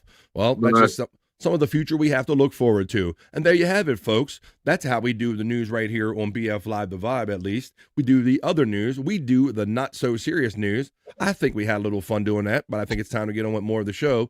That was the other news. That was the not-so-serious news for Monday.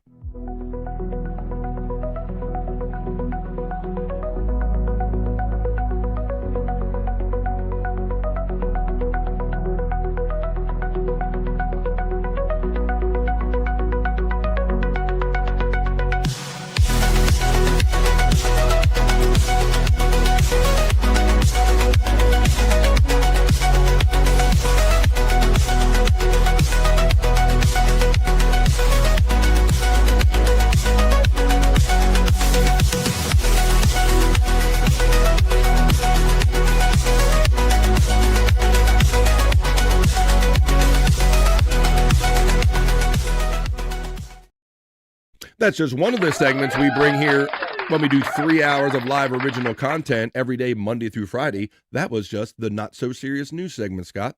Now, you know, my friend, I know you're ready to get up and run because it's 1:28, and Scott knows that at 1:30 East, that is exactly the halfway point of BF Live The Vibe. That's right, an hour and a half has gone by, and an hour and a half still yet to go, folks. But we're going to take a little pause for the calls right here. This is everybody's chance to get up and maybe get on exercise. Maybe let the blood flow back into your ass cheeks again. Put this backstage. How about that? You can run to your fridge. You can grab a drink. You can grab a smoke. You can grab a snack. Grab a friend and tell them that the second half of BF Live The Vibe is about to go down right now. And when we come back, we'll look to doing a little Perry Caravello talk for Perry Talk segment. We'll go into Scott's hole and we smoke a bowl over there, and we'll check out his favorite LOL cows.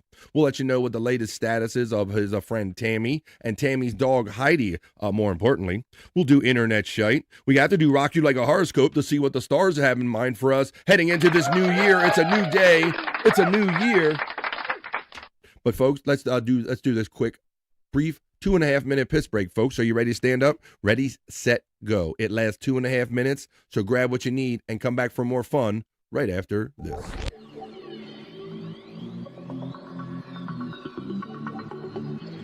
I think I need a piss break. I'll do the pee-pee dance. I'll do the pee-pee dance. I'll do the pee-pee dance, pee-pee dance. Yeah, think I need a piss break. I think I need a piss break. Yeah. Oh, yeah. I think I need a piss break.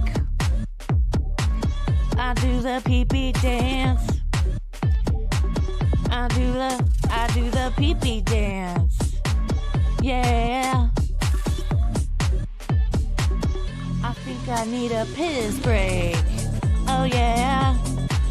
I'll do the pee-pee dance. Oh, watch me now. I'll do the pee-pee dance.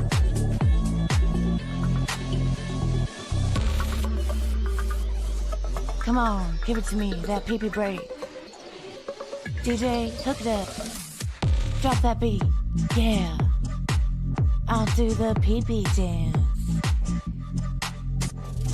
I think I need a piss break. I think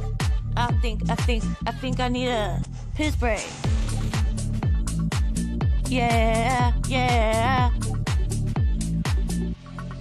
Watch me now.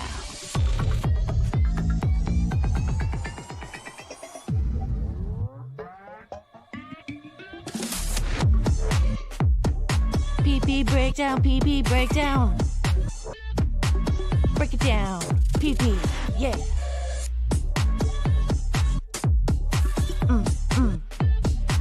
Think I need a piss break.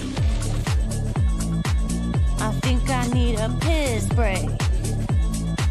I think I need a piss break. Oh, yeah. Wash your hands. Don't be gross. I know you touched your pee-pee. Well, I hope you touched yours, and I hope you liked it. And Scott's back as well, so I'll bring him back in for the second half of BF Live the Vibe. I see you munching there, Scott. What you got?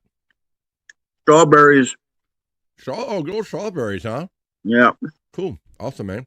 I'm having a little breath mint, little pink breath mint here. I hope you guys got a little snack or something to eat, because we're about to hang out for the next hour and a half and have another 1 hour and a half of fun right here on BF Live the Vibe.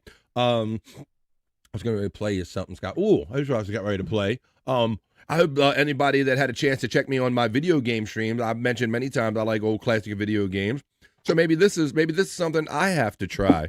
And maybe if some of my video game heads out there, let me know if you would try a real life Pac-Man that you kind of run through, Scott. Look at this.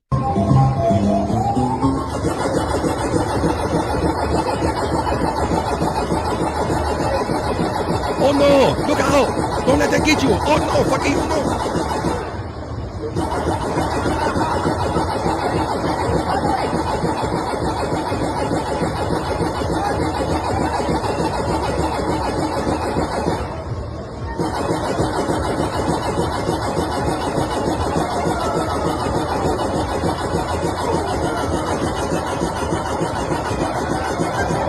Oh, go! Get her! Go! Get her!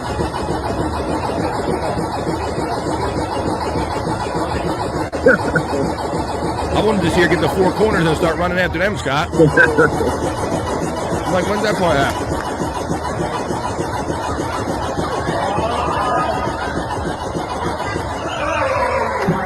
Oh, got you, bitch. There you go. So that was part of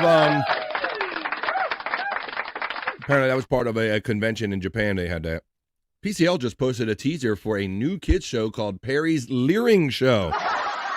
I did see that. We'll check that out when we go over to Perry Caravello Live, when we do Perry Talk, and we'll go over to their Twitter X and see what they have going over there, Scott. But since you're outside in the hole, and I have a perfectly fresh prepared bowl that I have yet to smoke, and we are kind of a little smoking show. We're fans of smoking here. We're partakers. Why don't we always looking for a reason and a segment to do a smoking a bowl in the hole. So that's exactly what we're going to do right now, ladies and gentlemen. You got something to drink or smoke just maybe an edible or something. Well, why don't you grab it? Because it's that time, Scott. Let me run the element, because you know where we're going, but I don't know if everybody else knows that we're about to go into Scott's Hole.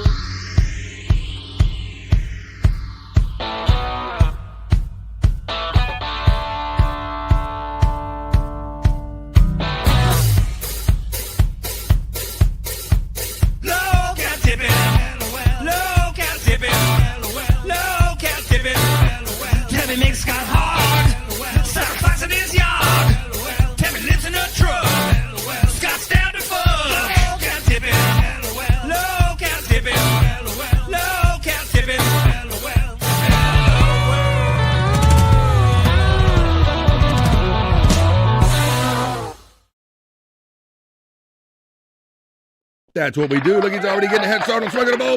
He's smoking a bowl. We're already in Scott's Hole. This is where Scott literally, he just started putting these in our hopper one day. He's like, hey, BF, look at this guy. Hey, BF, look at this guy. And it'll be guys with various scabs on their head or various afflictions or whatever and all. And so he says, well, Scott, he loves these LOL cows, so why don't we go in Scott's Hole? And we're going to smoke a bowl. We have another track for that, Scott. But let's start off with the Tammy update. Now, those of you hear in the track right there in the opening of the song that Scott's down the fuck or whatever, fights in the yard and all that stuff. Hang on one second. I'm getting an error message on Facebook. Let's see. I'll see if it comes back again. Womp womp. I'll see if you're having a problem with Facebook. I'm getting an error message about it, Scott. But let's talk about we talked about the love that is Tammy and Scott, right?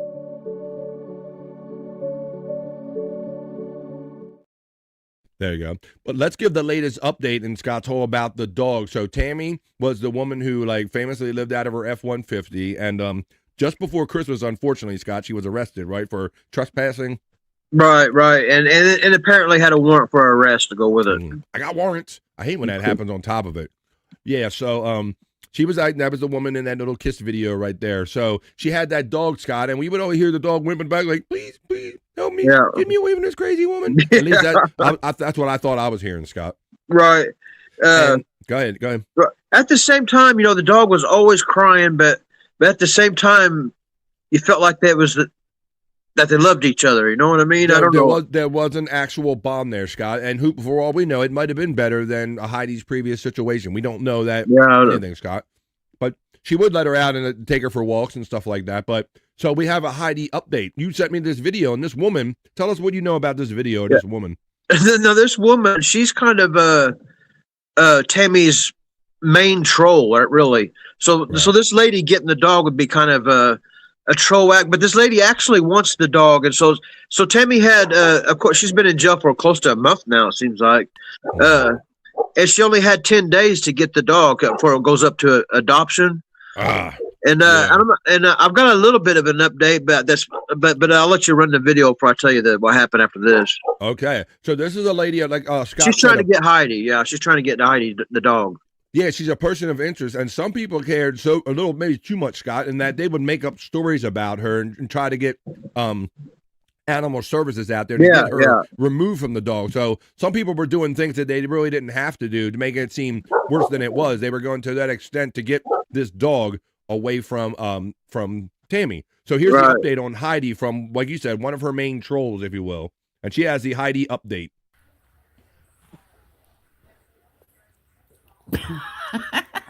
Hey, good afternoon. Look, she's got to be right up my butt all day. I thought it was Mandy Dickerson. I'm sitting at the couch and what are you doing? She had to be behind me. Anyway, this video's update on Heidi. And, baby girl. Mwah, mwah, mwah. And I thought she had her in this video, Scott. Yeah, I did too. I don't want to bug them every day. They've got work to do, and I don't want to be a pain in the ass. But anyway, I called them again today. I think Friday was the last time I talked to them.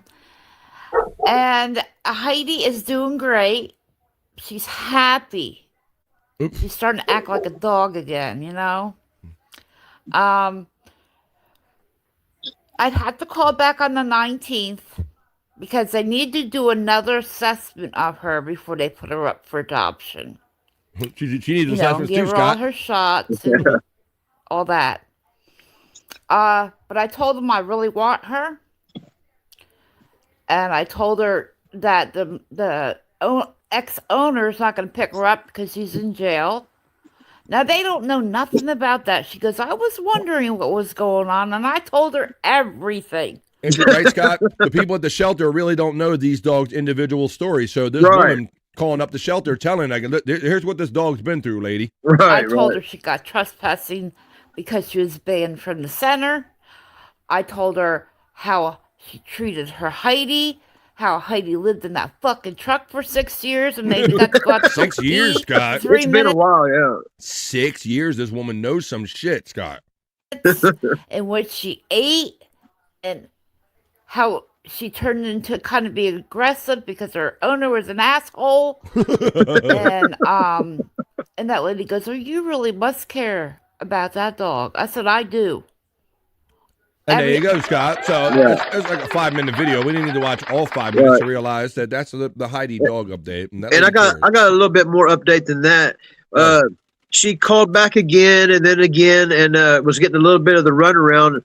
But then that assessment that she was talking about, I guess Heidi wasn't able to. She had a couple of medical things wrong with her, and so I'm assuming. I think the way it goes, they can't adopt a dog out with medical problems or something. I'm sure there's a certain level of medical. And so they said they was going to send it somewhere, and I don't know what happened after that. Oh no! Right, I don't know what happened. Yeah, because if you're a kill shelter and you don't put up with long-term health issues, they need to find a shelter for that. And that's so bad. Scott, I'm here. I told you I'm enjoying my little mints or whatever. Look, my candy. I'm always on my candy trip. You know me, bud, right? Right. So my 2-pound bag of mints right here. Look. 2 pounds. Yes, they're 2 pounds. Right. So it's not so odd that I'm eating mint, Scott. It might be odd that I have a zip bag that's 2 pounds of these mints. But my breath smells fresh. Fresh to death, Scott. Right. I'm BF for Canada Mints. Enjoy them now today. That's right. All right. Yeah, Scott. So thank you for that update. I'm glad she's okay. So glad. See, Mandy Diff, she's a regular here in Scott's Hole. She's so much of a regular that I bet she already has a bowl or something ready. She knows what we do. Because Chris Popke not only made the first track that said Scott's Hole as the bumper of the show, he also made this one that lets you know what to do when you're down in said hole. What do we do? Down in Scott's Hole. Smoking a bowl. Down in Scott's Hole. Smoking a bowl. She likes to fly. But Tammy's wings have been denied. God. Two joins our bro checked in during one of the many segments we do and said, animals and humans need food, heat, and shelter. Canada Mint, eh? Says Mandy Diff. Hell yeah. I'm Canadian all the way. All my Canadian friends, they got me, Mandy Diff. So there you go. Cameron's. Mandy Diff said, 2 seconds. Come on, Scott's already ahead of me. I'm just catching up with Scott. Mandy, you slipping, but that's all right. We're not even leaving Scott's hole yet. We're just getting started. We just started because we have a couple videos. Now, the next one I have, Scott, is I was surprised that you threw a Tammy in here. So that's what we're going to go to now. And I went because I've been going back in her past. So this was like a year ago, and she was I called it spit. I just seen something gross, man. I had to make a clip out of it. Scott, if you go ahead, continue. Go ahead. Well, she's going to spit, and she's a spitter. And I slowed it down a little bit, and you can hear the spit like hit her phone. Oh, and then and while she's talking, you'll see her take her sleeve and kind of wipe it off. It's just kind of gross, man. If anyone here that's regulars on BF Live The Vibe will know this about Scott Fitzpatrick.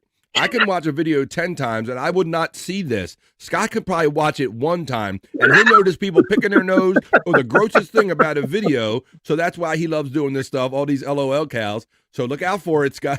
Scott told you there's some type of flying liquid. She's a spitter. She's a spitter and not a quitter, and we're in Scott's hole. Can't stand yins.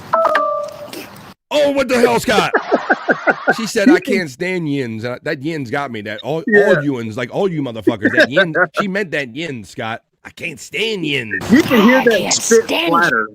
All right, let's look for the splatter now, Scott, because I paused it right at the wrong time. Splat. All right, I'm going to let it play through. Ready? Here we go. Yins. Oh, yeah. It even when you slowed it down to make sure that we heard it, Scott, it made a sound on the echo. I heard it the second time. Scott is not I'll get myself in trouble. And I'll act however the fuck I want on my YouTube. Oh. I'll say whatever the fuck I want. I got goose about me when I walk in that motherfucking place. What'd you say? She was wiping it off with her sleeve. Well, and then... Thank you for that time this right, Scott, because right as you point out she's wiping off something with her sleeve, she says, I got coos when I walk up in there, Scott. Yeah. So I got coos when I walk up in this piece. Watch. Wait and see. I can't stand yins. I'm not stupid. I won't get myself in trouble. And I'll act however the fuck I want on my YouTube. I'll say whatever the fuck I want. I got couth about me when I walk in that motherfucking place. Wait and see. As she wipes the spit off, she tells you how much couth he has. Yeah, it's classy. Nowhere else but Tammy in the hole. Mandy Diff says, ha, ha, ha. I just sneezed, and my bowl of weed flew out and burnt my hand. I quickly slammed it back in the bowl. No waste of weed. That's a pro right there, Scott. Yeah. You still got the cherry on it, and just keep that motherfucker going. Yeah. All right.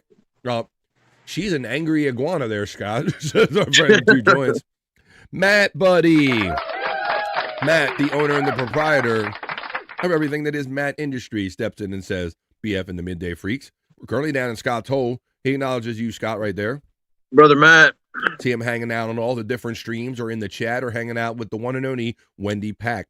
Matt checks in during that one right there.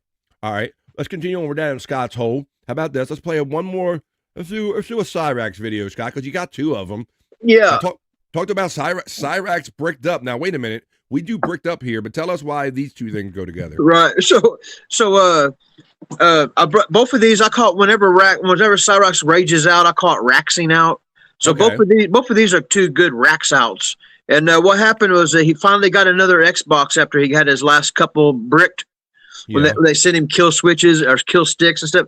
And so he got this new Xbox, and he had the girlfriend who was actually a troll. And one of these clips will tell you how they got bricked, but his Xbox got bricked in this, and he'll tell you how in one of these clips. Right. So what Scott's talking about is you can have a piece of equipment, but somebody can send you like some They call it a kill stick. A kill stick or some kind of wear that will shut the whole thing down and will brick it up. It essentially makes it worthless. So it's essentially the only value. It's basically the equivalent value of having a brick. So just something heavy that doesn't do shit. All right. Well, here it is, Scott. This is Cyrax getting bricked in Scott's hole. Sounds like it. Did you brick your own Xbox? Why'd you do it, motherfuckers? Oh, yeah, Scott, I was watching this last night when you sent this to me, and just my whole wrestling promo mind goes, Scott. Yeah. Like, if somebody was, and Scott, the other part that occurred to me is that if someone was actually, if I was in an argument with him or someone that was talking to me like this and all, I'd be laughing in their face, Scott.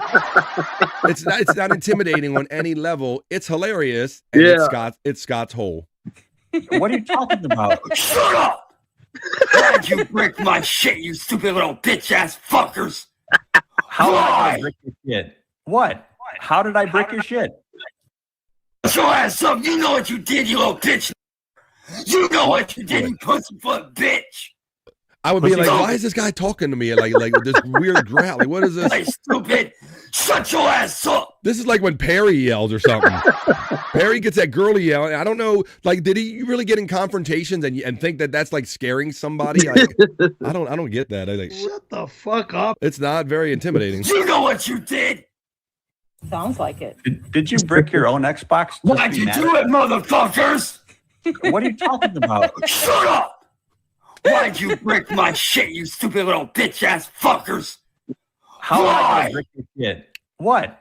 How did I brick your shit? Shut your ass up! You know what you did, you little bitch! You know what you did, you pussyfoot bitch! Pussyfoot. Don't play stupid! Shut your ass up! You know what Shut you your did! ass up. What is that, Scott? Shut your ass up. If somebody yelled "shut your ass up" to me like that in the middle of an argument and had that tone to it, I would definitely be laughing in their face. Widow Killer, he has a good pool here. He said it kind of reminds me of Iron Sheik minus the accent. I humble you. Yeah, he with hillbilly or no accent.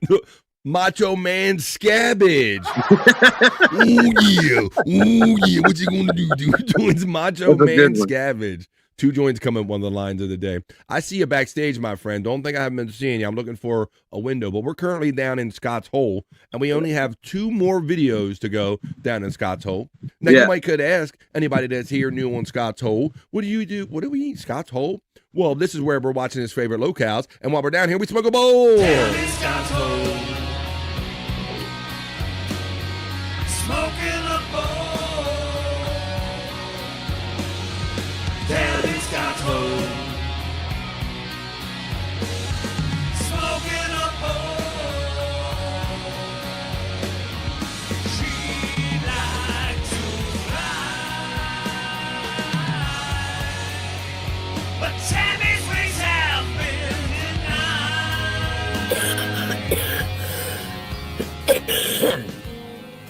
denied. Tammy's bail has been denied.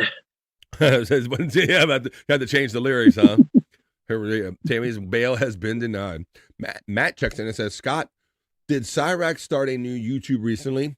Cyrax? He might. He might actually. Yeah, I don't recognize that spelling. I haven't checked it out, but he started a new YouTube with his fiance. We'll look for that coming up in the next edition of Scott's Hole, maybe. FJM checks in. Now, FJM, he's a long chat family, bro. We are so much chat family. We know from other shows that he's been sick for the last couple of weeks, Scott, and we've been trying to like unpussify him and say, hey man, get that smoking go back on. Yeah. Get that smoke going again, Jim. Don't be a pussy around us smokers. Well, Jim says, you gotta love that wife of mine. We're both sick as dogs, and she still goes out to give me my diamond-covered weed that I can't smoke right now. Well, there you go, FJM. Even she's trying to tell you, come on, get back on the train. Cyrax Pack says, yeah, instead of Tupac, it's Cyrax Pac. She got it for you, FJM. That's a good wife right there, Juggalette Jen. Happy New Year, Jen. Thank you, Juggalette Jen, man. She was she's been a big supporter of me ever since the first show that we've kind of done, and she's been showing up this year with the memberships, Jen. Thank you for all the gifting memberships. The level of trolling that is done to Cyrax, you would think could only be pulled off on a mentally handicapped person 15 years ago. That's pretty accurate. Yeah. I don't, because we can't get into it today, but the thing that they pulled on him that we'll get into next time is just chef's kiss, man. I don't know what to say. Okay, well, I had to look for a kind of go both ways. Oh, that's the wrong one. I say they got him to go out to a shopping mall to meet the girl, and she didn't make it. So I'll tell you that. There you go. Well, see how we can only really touch a little bit. We're only like tickling the outer rim of Scott's hole, if you will. But if you want to watch this stuff and know about it full length, because I know, Scott, that stuff exists over there on the Angry Iguana 112 channel, correct? Correct. That's right. Let's see. You've had a couple videos blowing up over there with your friend, the Angry Iguana. If you want to see the longer versions of this stuff, like the police interactions with Cyrax and all, which are like Scott just said, chef's kiss, you got to go over there to the Angry Iguana 112 channel. And some of his older stuff still exists over there on Propmaster 69. But we're just doing a little bit of it right here in Scott's hole. And I got two more for us, Scott. I have Cyrax. Now, this is the first one was called Bricked, and this says Bricked Xbox. Is this right? This one he explains, because I was wondering, well, how did they get his Xbox this time? And this one explains how they got his Xbox, because he fancies himself a professional. He wants to be a gamer, also, BF, and he does them racing games. So his girlfriend sent him a racing rig. Oh boy! Well, I'd have to see the race, because you can spend thousands of dollars on those racing rigs. I would love to see the Cyrax racing rig, but at least I want to see how his Xbox got bricked right here. Yeah, in Scott's hole, on the vibe, on the first Monday, first show of the new year in Scott's hole. You just got that Xbox and you broke it. Oh, by the way. Yes. By the way, you'll see there's a little bit of white thing dangling off of his hair on the left-hand side. Okay. And William Glory Hole will end up bringing it up, and that he's got something dangling from his hair. Is this like that movie? What's it? You just got that Xbox and you broke it. William, you know damn fucking well. Oh, there I see you intercepted. Right there. There's something right there. My girl's pack. Right. Yeah. Look at him. Oh, Scott, we haven't done my favorite part of this segment yet. Tell everybody that might be new, or even the old people need to know, how old is this gentleman? That's a 34. Just turned 35 years old. Go chip in this wheel to brick my Xbox. Oh, you got a new big boy wheel. Bitch, shut up. You know what you did, Nick. I didn't know you were back with her. I thought you broke up with her. Why'd you do it? Why? Yeah, what is that? It's like a. You got something in your hair. Answer. Why? I told Dangling. you. Why? Why'd you do it? Looks like a spider's nest. Bitch ass self and answer why, fuck boy. All right, I'll try. I'll play. Go ahead. So what happened was the girlfriend sent him the racing rig, but it had the little kill switch, the kill stick in it. So when he plugged his game system in it, that's how they killed it. But he thinks that they somehow intercepted it at the post office and put the kill stick in it. He doesn't even understand how they're even getting to him. All right. Let's run this one more time, and I won't step on it at all. In Scott's hole. You just got that Xbox and you broke it.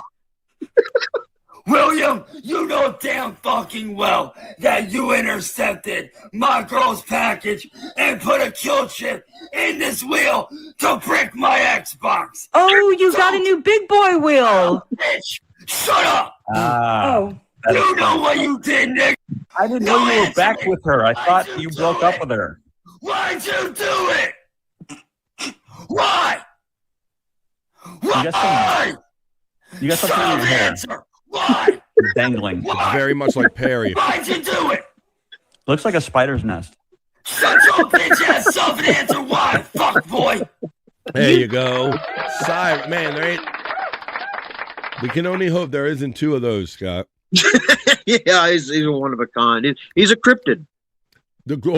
The constipation voice, says Josh in Tennessee, very much like Perry Caravello, to where, like, yeah, like if you were in a fight with him and somebody's going, hey, motherfucker. Shut the fuck up. It's not. It's like the Bruce Springsteen screamer, something like that. Well, we got some great stuff going on here. I talked it up because Juggler Jen gave me 5. Gifted membership to start out the first show of the new year. Thank you, Juggler Jen. She's a member defender. Let's see who she caught there.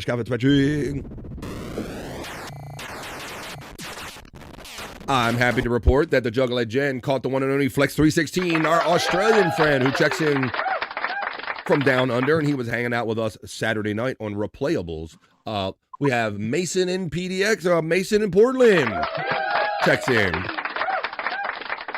He became a member due to that gifting right there. Something about Mary, Tiffany Washington reminds me, because she knows I smoke weed. Thank you, Tiffany Washington, for those brain cells. FKA, the Ghetto Baseman. Owen caught one of those.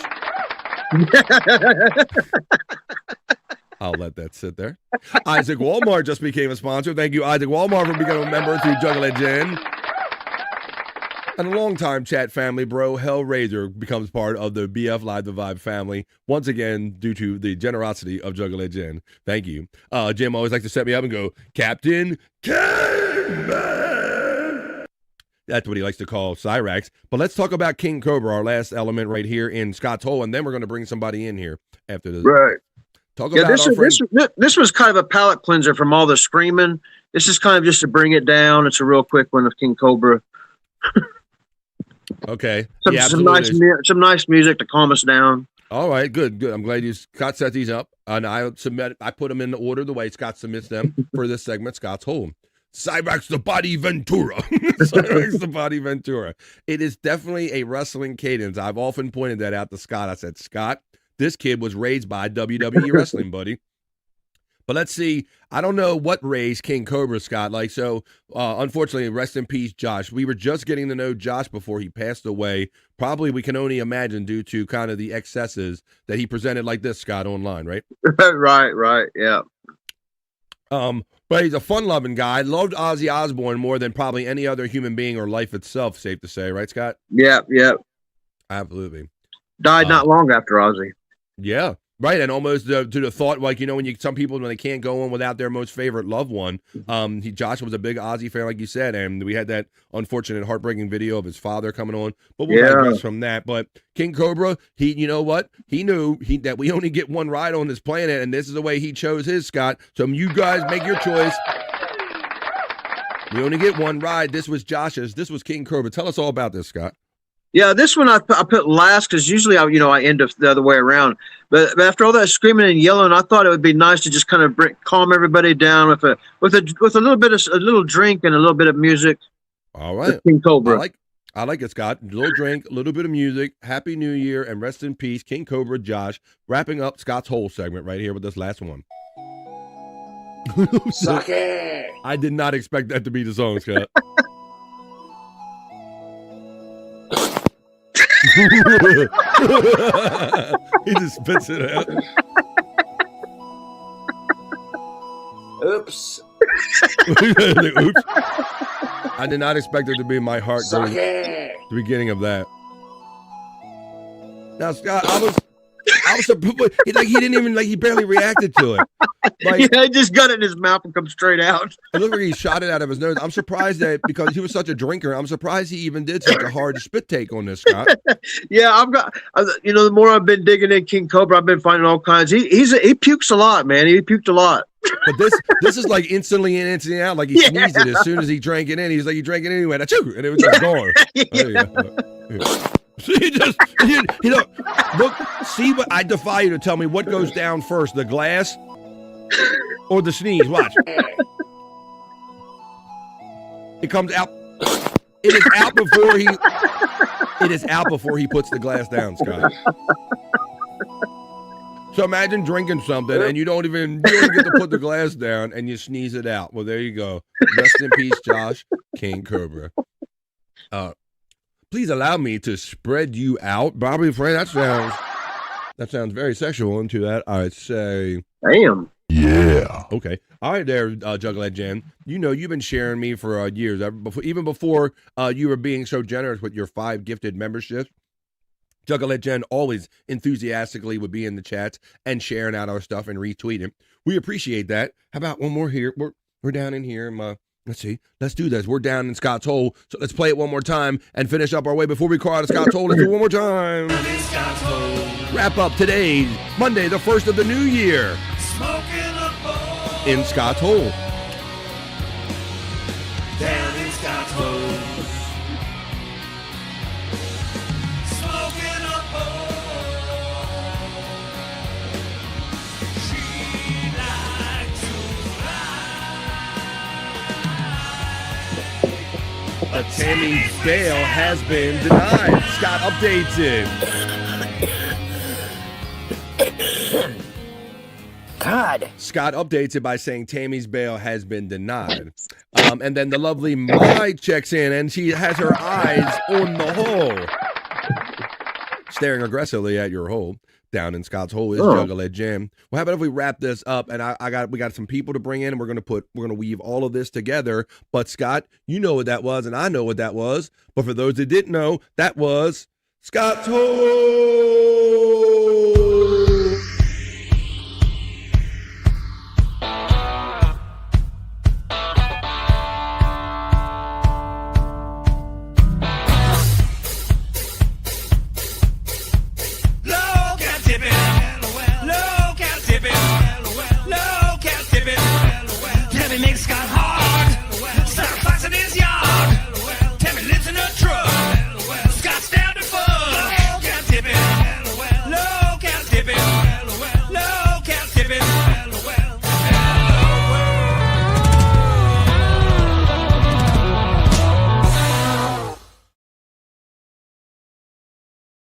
Tipping them locales right down in Scott's Hole we did. All right, now let's do a couple things that's going to check a couple boxes right here on BF Live The Vibe. We're going to say hello to a friend. That friend is going to say hello to you and some other special friends. And then we're going to play America's favorite new game show. So that clue can mean it's only one person. He's my friend. He's yours. He's a human sports ticker. And he's here right now. He's Andrew the Giant. Andrew steps in. Yeah. The Vibe, Andrew. Happy New Year, buddy. Yeah. Happy Monday. How you doing there, my friend? Good. You? All right. I'm pretty good. How's it going, Andrew? Pretty good. Sorry about the Ravens. I knew it, Scott. I was waiting to, yeah. I knew all I had to do was wait a couple Mississippi. I was going to say, Scott, how long do you think it will be before Andrew brings up some news that's disappointing to anyone but me? Yeah. Yeah. Thank you, Andrew. So you know what? I'm happy to be here with you, my friend. And so I don't get my heart and my head wrapped up into sports like I used to because I love doing this 5 days a week, Andrew. But yeah, it is fun when your team wins and all, buddy. But did you hear how I handled it, Andrew? No. They were winning 10-10 at the halftime, right? So when the third quarter started and Lamar did that kind of bing bong interception, bro, I just I excused myself from the room and came down here and did a little work on the show and laid down and took a nap till after the end of the show. I wasn't going to sit up and put all myself through all that like back and forth agony of, hoping we could win. The team was 8-8, Andrew, so. Yeah. I don't know. And they weren't on a particular kind of drive. It's like they could show up on a particular week. But what other good stories do you got? Man, I hear that NFL coaches and GMs are getting fired left and right, Andrew. What do you know? I heard that the first year head coach of the Jets, he got booted. Did he? I heard Pete Carroll got booted after 1 year with the Las Vegas Raiders. I see that the coach of the Arizona Cardinals was released. I see that the general manager and the head coach of the Atlanta Falcons were both released, Andrew. Lots of coaches getting the axe today, the Monday after the final regular season game. Now, after his performance yesterday, do you think Drake May is a surefire MVP. Well, I didn't even see mine, Andrew, but I saw Drake May when he played against my Ravens, buddy, and we had an 11-point lead, and he came back from that, and they ended up winning. So he's certainly one of the top runners to be an MVP this season. I believe, Andrew. Here's a dark horse for you.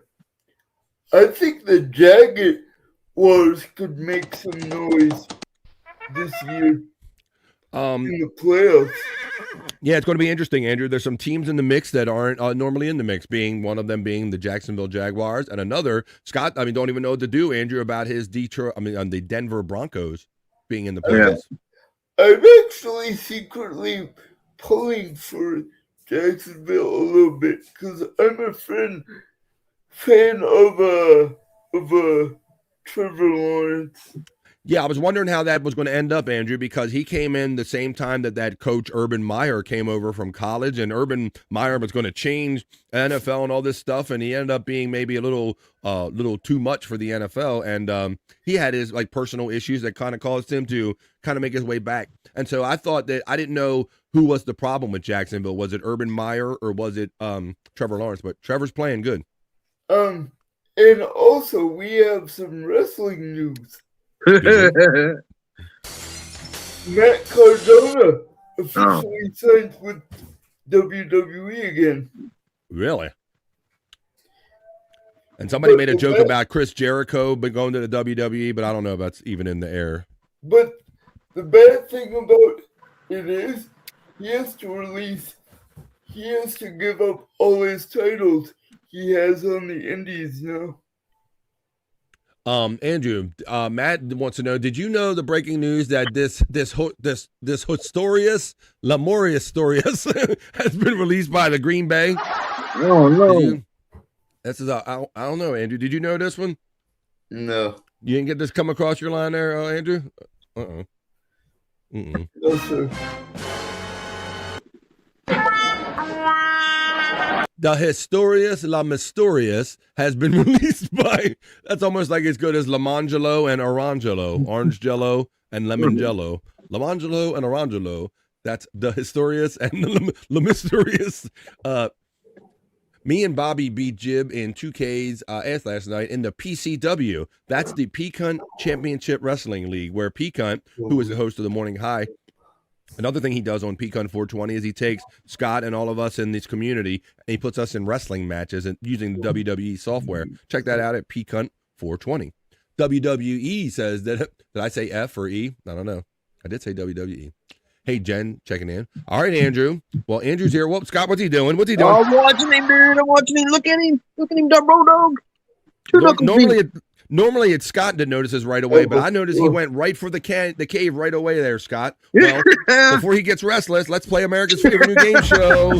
Guess what Andrew ate for lunch today? And no, it's not boogers yet. Not yet, anybody. Come on. I have a sword right there. It's a sword, dog. All right, Andrew. We're going to play. I think I got to get a proper bid. Do they not feed this man? He lives on boogers. Two Joins is a frequent co-panelist and bro to Andrew, so he kind of has a gauge on Andrew's kind of nose and eating habits. He's digging a hole to China, my mother would say. Scott, when I was a kid, my mother would catch me deep in the game or something. She goes, "You digging a hole to China?" Digging a hole to China, she would say. I can only remember. I remember picking I was little. Picking my nose and going to eat a booger one time. My mom slapped me in the head, and it was the embarrassment of it that broke me from it. I thought I was so embarrassed. I've never lacked that much food, Scott. I've never been that curious. That whole lacking food and curiosity line never came together for me. I've never kind of done that one, but yeah, I have. I've tried to clean it out for sure. My big sister Kathy checks in. What's up? She says, cleaning the house. How you doing there, big sis? Or happy Monday. Happy New Year to my big sister, Kathy. Hey, Andrew, I didn't give you a chance to say hello to Mai. Hi, Mai. Answer her question, Andrew. Did you have a boogie, Sammy? No. Oh, actually, he says no, my, but I tend to agree with my. All right. All right, well, then she'd get it. How about this one? Chicken pot pie, Andrew? Mean? Baby? No. Me. I was very specific. So my wife, says FJM, my wife, Kathy, she's cleaning everything I do, meaning everything, and then spraying everything with Lysol. Watching wrestling. Better than porn bleeding through, I guess. Did you, and Andrew, did you have any curry chicken? Anything? He's getting after it. He got the curly boogers. Daddy Bigging. Andrew's having the curly boogers. It's just a sore, he said. It's just, was that more nutritious or something? Does that make it? No. Do you see? Hey, there's something on his shoulder. There's evidence on his shoulder there. Little crumb. The other shoulder, Andrew. Do you see the sore? I think it's the thing that was on hanging off of Cyrax's head. yeah. I think that's what it was. No, I don't get on a seesaw, Andrew. Did I see her sore? Seashore. Did you see her sore? You're grossing Bulldog out, Andrew. Did you have any curry chicken? Any curry brock? No, I think he said no, right? You can't see it. You're making him sick. Curry boogers. Andrew, Mandy Diff acknowledges you. My sister says, I can't believe the Ravens and the Steelers haven't fired those coaches. I'm over it, Kath. Mandy Diff says, did you have a cheeseburger? I'm surprised. No, I did not. Okay. Did you have a cheese booger? I'm surprised Tomlin didn't get fired 2 or 3 years ago. Well, they tend to hang on them. I mean, he is the longest tenured coach in the National Football League, 19 years with the same team. Matt checks in and says, did you have chicken biryani? Chicken biryani? Andrew? No. FJM says, all children eat boogers. All. Well, he definitely had those. We have stew. Did you perhaps have any beef stew, Andrew? Says our friend Two Joints. Nope. Oh, nope. Do you understand how you got said sore on your nose, Andrew? I know you keep saying that it's a sore, but there's a connection to the boogus and the sore. Did you have a tuna fish sandwich? Says Mandy Diff. No.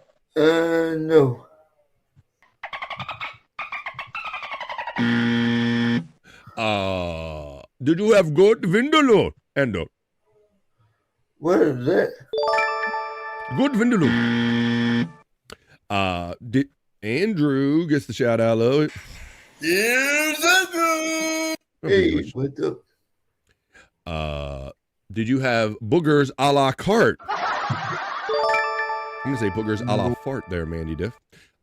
Fun fact, says Sean Rickle, eating boogers causes your only remaining testicle to become the size of a sweet pea. The more you know. They can suck. Ooh. I only have one testicle. There you go. The other one was Janice. They can suck my cock. Okay, there you go. Scuffle Shane says, don't go full retard, Andrew. You never go full retard. That's the more you know as well. Did you have lasagna? Man, Andrew, stop picking your nose and looking at it. And answer Mandy Diff. Oh, my. Did you have lasagna? No. Are you sure? She says no. They have extra oregano flakes on top of it, Scott. Oregano. Yeah. FJM checking in says, are you sure it wasn't booger stuffed crust pizza? Emphasizing on the crust. No. All right. You see, he keeps fucking doing it. Did you have fried fish? No. Did you have tikka masala? Tikka masala. I need TP for my mango. Did you have tikka masala? I need tikka. No. Tikka masala. A tiki masala. What a wonderful meal. No. Kathy checks in, my sister, and says, FJM, don't forget the remotes, the light switches, and the doorknobs with that Lysol. FJM says, did you have a grilled cheese and tomato soup? No. Did you have a booger and fries? He had yes, minus the fries. FJM checks in and says, I did say everything, Kathy. I did say everything. Scott, you getting the laughs from Mandy Diff, hanging out laughing at Andrew. It's the only time I can get her to clean, so I'm just letting her be, FJM says. That's right. That's right. You got to have to. Sorry. Sometimes you got to Paul McCartney that shit. You just got to let it be. I just love how he has to think about every guess whether or not he actually had it. Yeah, and like if it counts, if it's like air, sea, or whatever. Okay, well, people are getting disgusted with this segment because I see people dropping like flies. Did you have grilled chicken, says Mandy Diff? Andrew? No. Hey. Did you have barbecue? Nope. Don't pick your nose, Andrew, because people are slowly tuning back in. You're grossing people out. Okay. All right, Andrew. Well, what is they like to say? What is it? Land, sea, or air on the show in the chat? Land. All right, it's land, everybody. But I was going to build some drama. All right, it's land. So Andrew had land. All right. We would call it turf, surf, or turf. All right. All right, Andrew, why don't we do this since there's no more guests coming in and we got to get on with the show and people don't want to keep seeing you eat your boogers. Andrew, tell us, what did you have for lunch today? Chicken nuggets, mashed potatoes. Chicken nuggets. That's air. That's air. Didn't somebody say chicken? See, that's why I like doing two, because then you got to get in whether chickens fly or not because they have wings. I don't know. I'm not even saying you're right or wrong, Scott. Okay. Look, I don't know neither. That would just be we do surf or turf, so that would be turf. Okay. But people on here in the chat do like playing land, sea, or air. But we all like playing America's favorite game show. Guess what Andrew had for lunch today? Now back to our regular programming. Thanks for playing, everybody. All right, man, you can stop now. All right, and the guesses still keep coming in. Mashed potatoes. Did you have booger burgers? Good old Salisbury steak. Now this will be the part of the show where Andrew starts branching off and doing his own live. Starting this one. Mandy wins as just a guess because she probably identified some chicken earlier. Andrew's brain is air. Ha! Says Sean Riggle checking in, Andrew.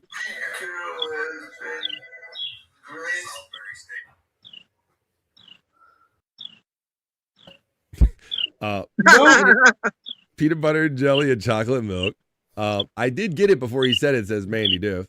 Stuffed pork chops minus the applesauce, says FJM right here on the vibe.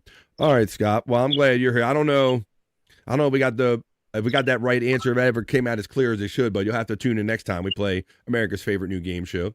All right, but I want to show you a little video right here, and then I want to get on do a little Perry talk, and let's have some other fun here on BF Live the Vibe. But let me show you a video that I'd never seen before, and this, Scott, this says even Chuck Norris has Chuck Norris jokes, you know? Everybody, you talk about something, right? You know, all right, well, let's see. Chuck Norris even has Chuck Norris jokes about his damn self. Let's watch this. And I bent down and I petted him, and all of a sudden, you heard this like that. So the trainer says, get up very slowly and back up. So he's got a tiger there, right? He's got a picture. For those that really can't see this, it's Chuck Norris looking at a picture of a tiger, and he's narrating this story about this picture to this friend right here over his shoulder. So let me start it over again. Watch. So this is Chuck Norris telling a story about a tiger in a picture. So I went in, and I bent down and I petted him, and all of a sudden, you heard this like that.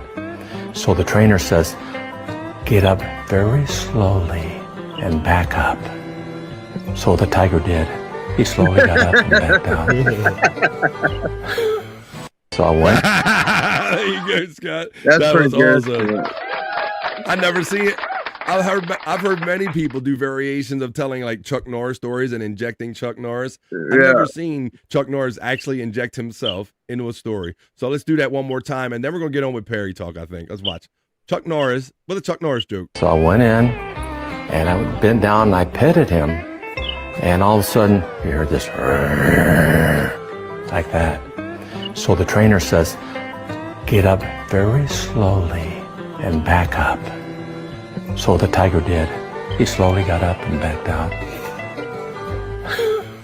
That's a great Chuck Norris story told by the one and only Chuck Norris. Well, I got some other stories. They're probably won't be as good as Chuck Norris stories, but they will be kind of fun because I'm talking about Perry Talk is what I want to do right now, Scott, because it was New Year's Boppin' Eve. We've had a long weekend, so we haven't been on air since Perry did anything over the New Year's kind of extended holiday weekend had happened. So why don't I do this? Let's run the little element. Where's all my Perry heads? Let's get into a little midday Perry Talk. Let's go.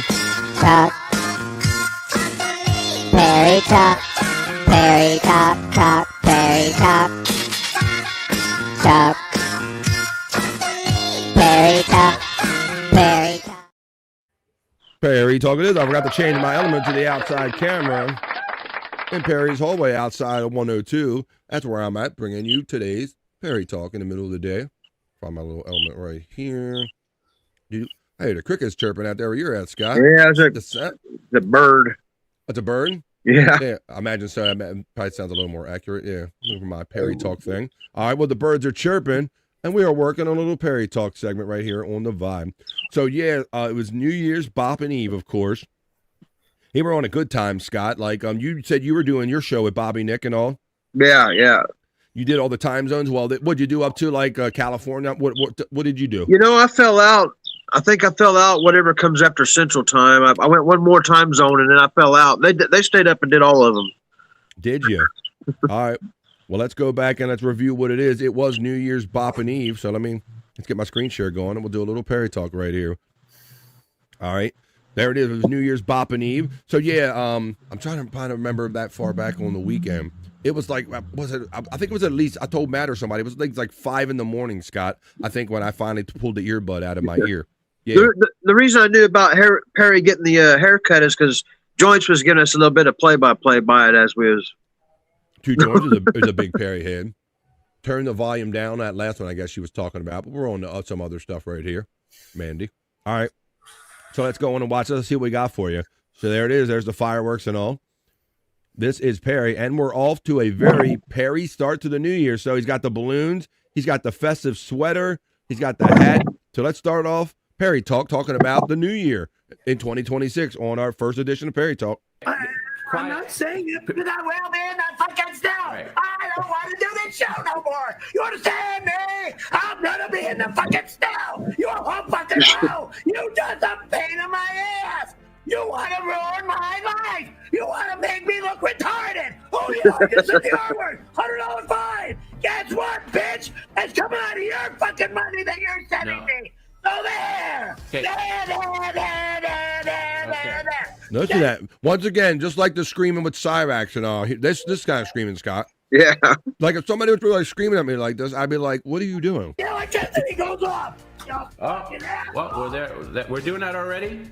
Okay. So you want to be evicted too? And fined? That's a lot. We end up getting the sleeves off of that sucker. Okay, we're over here, please. Yeah, bro. He went for the box like really super early. I'm not saying it. Yeah, he went for the box early on New Year's, bro. I remember Tom saying, he's like, "Oh, we're doing this already." Yeah. He was kind of surprised, Scott, because at some point it's going to happen, but it literally happened like in the first half hour of the show. I think it did.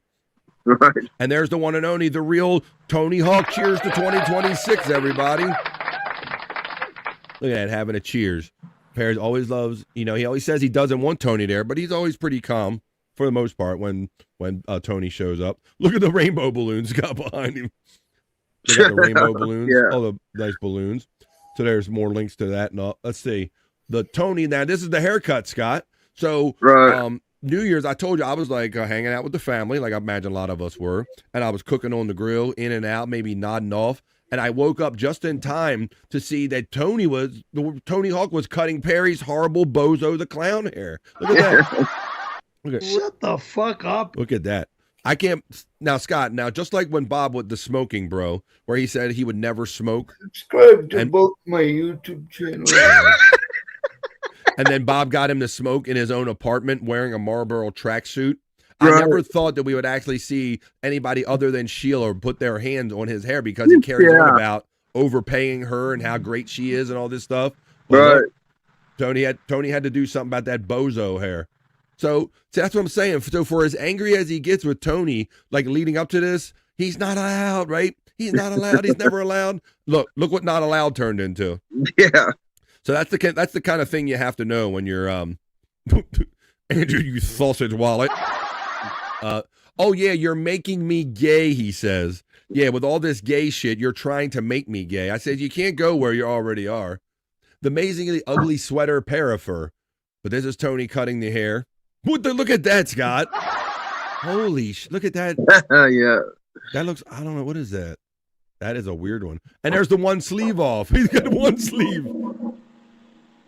Question. If you do all the cooking, do you clean up the cooking mess or does your mate? Ooh, well, we got to get into this a little bit. For me, Jim, I'm a clean as I go guy. I don't assume anything. I'm a clean as I go guy, and I don't assume anything. If I start it, I'll try to clean as I go and try to finish it and all. And I might, there's a little bit left, I might say, hey, there's a little couple things left over there. But whatever. But that's another topic for another day. Let's keep on with Perry talk right here. So there is the one sleeve right there. All right. When you find out that PCL takes a break for January, Scott. So, yeah. For whatever way this clown, Two Joints and everybody, he likes to carry on talking about how we abuse him, that this is abuse and all this stuff. You know, Right. getting paid just to sit around and maybe cut up some clothes that you can easily pay for. Like Tom always makes sure that he's got covered. If he destroys something, Tom always makes sure that he has coverage. So because we are so bad to him, right, and we're so horrible, he gets to take off the entire month of January. He's doing so good, Scott. Cool. So you'll probably see, right, good for him. So you'll probably see, but it's a hypocrite. You'll probably see a couple pop-up streams. They've been doing the best of 2025. I was watching that last night, Scott. It was like 9 hours or something they put together. Yeah. Garrett put that together. So if you ever see that, that's probably what you're going to be seeing during the whole month off, because we're so terrible to Perry by giving him money and giving him a lifestyle. And he's doing so well because of us that he can take off the whole month of January. But let's see what Perry's complaining about here. Smog, if you take it off, there's no car smogging. No car smogging. Leave it alone. Sit down right now. Sit down. He couldn't rip it. He couldn't rip it. Good. I'll be out of your life, no problem. Smog, if you take it off, there's no car smogging. Always with the gay glasses move. As soon as he says something or something goes down he doesn't like, he pulls the glasses off violently and takes the hat off as if to emphasize nothing. No car smogging. Leave it alone. Sit down right now. He couldn't rip it. He couldn't rip it. Look at this shit. Shut the fuck up. You couldn't rip Sit it. down. Sit down. My life for life. Good. I'll be out of your life, no problem. And you can go live under the bridge downtown, Perry. Vacation from what exactly, says Just a Guest. He is literally going to be off the whole month of January because we abuse him so much by providing him with a living with super chats and all. And so they'll be showing those fun premieres. And Scott, other than him being live, it's the next best thing. Hanging out with the chat family and all that last night was fun. Right. Can't believe he destroyed Bob's valuable sweater. Bob loved him. Excuse me, I burped into work. And gave him a loving gift, and he just ruined it. Yes, he couldn't Hogan the sweater. He could not Hogan that sweater, Scott. Yeah, he got to pre-cut those. Marlboro rarely makes a 6XL sweater. Shut the fuck up. It is big. He claims he'd be only 2X, Scott, but I think he might have missed an X or two. My checks in and says, he's acting like my 4-year-old nephew. I think you've been keeping up with Perry maybe through us. You know, he also wears a diaper probably much like your 4-year-old nephew, or maybe your 4-year-old nephew is already potty trained by now, but this fool is not. He wears a diaper during streams, That's just one of the things that intrigue us about this crazy son of a bitch, Perry Carabella. The generous Juggalette Jen's laughing. Perry wants to be sucking a dick under the bridge, under the 405. Under the bridge downtown is where Perry sucks some dick. Shut the fuck up. Under the bridge downtown. Okay. I think you're 100% right about that. All right, that's fun. That's why we do this, I'm glad you're enjoying this. At least I hope you are. Now, Scott, you kind of keep up with Perry like we do through Perry Talk and watching a little bit. You hear him carrying on about one of the things, I'm going to the pantry. I'm going to be off. You hear him talk about this place? I don't recall that. Yeah, Scott, it's something like, right, he normally brings it up like the rainbow or something. Well, all of a sudden, he's got to go to this place that he used to go to, Scott. I'm going to be off and I'm going to the pantry. I guess if he can't go to the slopes, he's going to the pantry. So this is Perry in the wild. This is Perry IRL. And he could have Googled kind of what he did right here, Scott. This is Perry attempting to visit the pantry. This is where he said he was going to be when he was not going to be streaming. Drove over to the pantry in downtown LA. Figures it has to do with food in its name, fucking pantry. Shut the fuck up. He did volunteer work? Is that what he's doing? No, no, Scott. I believe it's like a restaurant, or maybe they have musicians or something. I believe that's what I've gotten out of this. Let's check it out. Watch. Drove over to the pantry. It's about feeding his face. LA. There is nothing happening at the pantry. Zero. They are out of business. They're out of business, Scott. Yeah. Out of business. Okay. See right there, the pantry, the original pantry cafe. You know, Mr. Health Nut was talking about, you know, I only eat healthy things, but he's going to go to this pantry cafe where he's probably fed his face in the past. He could have Googled this, Scott. Right. He has a piece of shit car that needs to be smogged, as he says.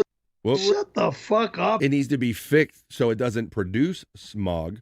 So he created smog. All he had to do was get on his keyboard, Scott, and type in the original pantry, and it would have had in big red letters, permanently closed. But this is Perry in the wild. Perry going to Perry. So, thank you, buddy. This is done. Out of business. Matt is an old Perry head, and he says it was a 24-hour diner. It's blocks away. It's a block away from the Staples Center in Los Angeles. Thank you for that, Matt Problems. This is done. That's all. Nothing to worry about. I'll report that back to Mark. Report that back to Mark, or just tell him to Google it. Google things before you do them. Good thing we didn't try to come here and eat. What did you come here for? He just go exploring. Bro. He said he didn't go here to eat. Scott, if that door was open, what's Perry gonna be doing? Oh, he'd be in there eating. He'd be eating his ass off. You fucking come on, man. Drove over to the pantry in downtown LA. There is nothing happening at the pantry. Zero. They are out of business. Zero. Okay? Well, we got Perry out in the wild. This place is done. Out of business, done. Maybe FJM. That's all. Nothing to worry about. I'll report that back to Mark. Yeah, the pantry is out of business. Pantry's out of business. Widow Killer says, didn't he say in 2024 he wouldn't have to smog it again? Yes, I believe he did, Widow Killer, because Tom called him on that. And he said as much. But you know what I believe that they quietly did, Widow Killer? Because they did it in my state. They changed the date, Scott. That's something going to be historic, but you wouldn't have to get it emissions tested no more. I know you said you don't have to deal with that, but they basically, the car has to be much older now before you can say it does, it's, they were much younger, not as old or whatever. They changed the date, so you couldn't do it. Let's see. So that's kind of how that probably happened. They were overtaxed, couldn't stay in business, baby. They were supposed to have a reopening on New Year's Eve, says Matt checking in. Well, bro, like it looks like Cole had a business, like graffiti. I don't know. Let's see. Well, thanks, Matt. Thanks for that context and letting us know where it was and everything. And then he hung out with let's see. What was this? This was from January 2nd. So they already did that. That was out of the coffin that went down. He and Bob together. Let's see. Let's go to this one now. This is from when he was out and about too. Cafe Lou Adu, Scott. So let's watch this. This is the real Tony Hawk and the one-sleeved Perry Caravello watching himself out in the wild during our Perry Talk segment. Let's see where Perry visited today. What? He tells him right away to put the camera away, Scott. Can you please? She's got the mask on. This must have been during COVID or something, maybe. Can you put your phone away? Oh, Cafe Lou. Wow. Wow, wow, wow, wow. He's going to introduce himself because they wrote into the stream and they said, hey, Perry, come by. He was also targeted by them on Instagram. Of course, Perry's understanding of social media means that every post is dedicated towards him specifically. So with that in mind. It's Cafe Lou. All right, let me roll my windows up and grab myself a coffee indoors and visit with the girls and have fun. You knew what it was. This is it, man. Cafe. Did you have like a leopard steering wheel cover or something? Or cow? That is the funniest sound, by the way. Let's go inside. There we go. Here we go. We're inside Cafe Lou. Oh. Yeah. Hi. Can I? What? Put your photo in? Oh. Sorry, guys. I cannot videotape. I came all the way from Reseda to Santa Ana, California. Not far from my old house. Look at Tony laughing, Scott. Yeah. Tony Cafe laughing at his striking out. Lou's. Pulled into the parking lot. Here's Cafe Lou's. They saw me videotaping. They grabbed my phone and they deleted it from my They grabbed his phone and deleted it. phone. Yeah, but they didn't truly delete it because we were able to recover it. This is bullshit. Complete bullshit. I'm fucking insulted and everything. Oh. I mean, I drove all the way down here from fucking Reseda just to visit Cafe Lou's to grab a coffee and visit. Because they invited him. They tagged him, Scott. They essentially tagged him. But so he thinks tagging means come here and film and just do it. We love you, Perry. No, they're going to be bullshit. They're just going to be fucking bullshit. I love how Perry just lets them handle his phone and delete the video. Oh, we got to delete this video for you. And, Sure. Excuse me. I would have like, I wouldn't let anybody touch him phone. No, you did. You let them. No one's allowed to touch my You let them touch it because you let them delete the video. I could totally see him handing the phone over to that woman with that outfit on, Scott. Absolutely. Yeah. Oh, I'm sorry, honey. Here, you do it. You're a tough guy here when you're yelling at us and threatening to kill us and everything, but when anything in the real world, you're such a simp to women or any kind of authority. Yeah, because I love my girls. Oh, my God. He loves his girls. And he'll give you the whole list if you sit there long enough. All right, so this was one of the wellness check videos. This is one of the videos they're doing. So, like I said, during the whole month of January when he's off, because we're so terrible to him, because he's doing so well. Oh, there he is. It was the magic pills and all that kind of stuff, kind of talk. That was one of the streams they ran. Perry gets a bad rap sometimes, but he did buy his brother, Mr. 87K Kenny, new teeth, and he bought his father, Cookie, new eyes with his money. So he's not that bad right there. All right. This is a throwback video. Jerky's new jacket. This is the one we got the sleeves on, right? I think this is because he had to replace it. I haven't seen it since we got the sleeves on it, but this is Jerky's new jacket on Perry Talk. This is my new Fonzie-looking leather jacket. Oh, a Fonzie, Scott. All right. Arthritis J. Fonzarelli, I like to say with this one. Like it? Good, thank you. Cut some tidy holes out of that jacket. It's a brand new jacket! Yeah. I ain't cutting shit! I don't care if it's $1,000. I'm not cutting the jacket! It's 2 minutes later. pure leather! So I don't give a what you're regarding Pure leather. about my jacket! For $600 you are. $1,000 or it's never to get touched! Perry. Now, mine, we paid him like, what, I think he said 600 was the last price to cut the sleeves off of it, No, I'm not doing it. No, you are. I already accept it. We're done with this business!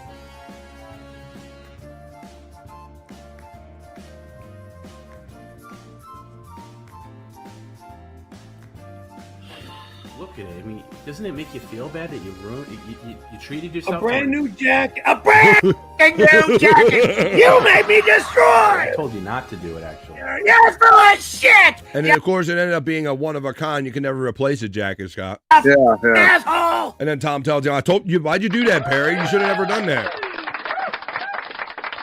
You should have never done that. Now, here's some of the best of that I was telling you about. There was a part 1 the other night. And then just last night, I was watching Garrett. Shout out Garrett PCL. He put together like a 9-hour package last night. That was part 2. This is part 1. I'll go back and check this out.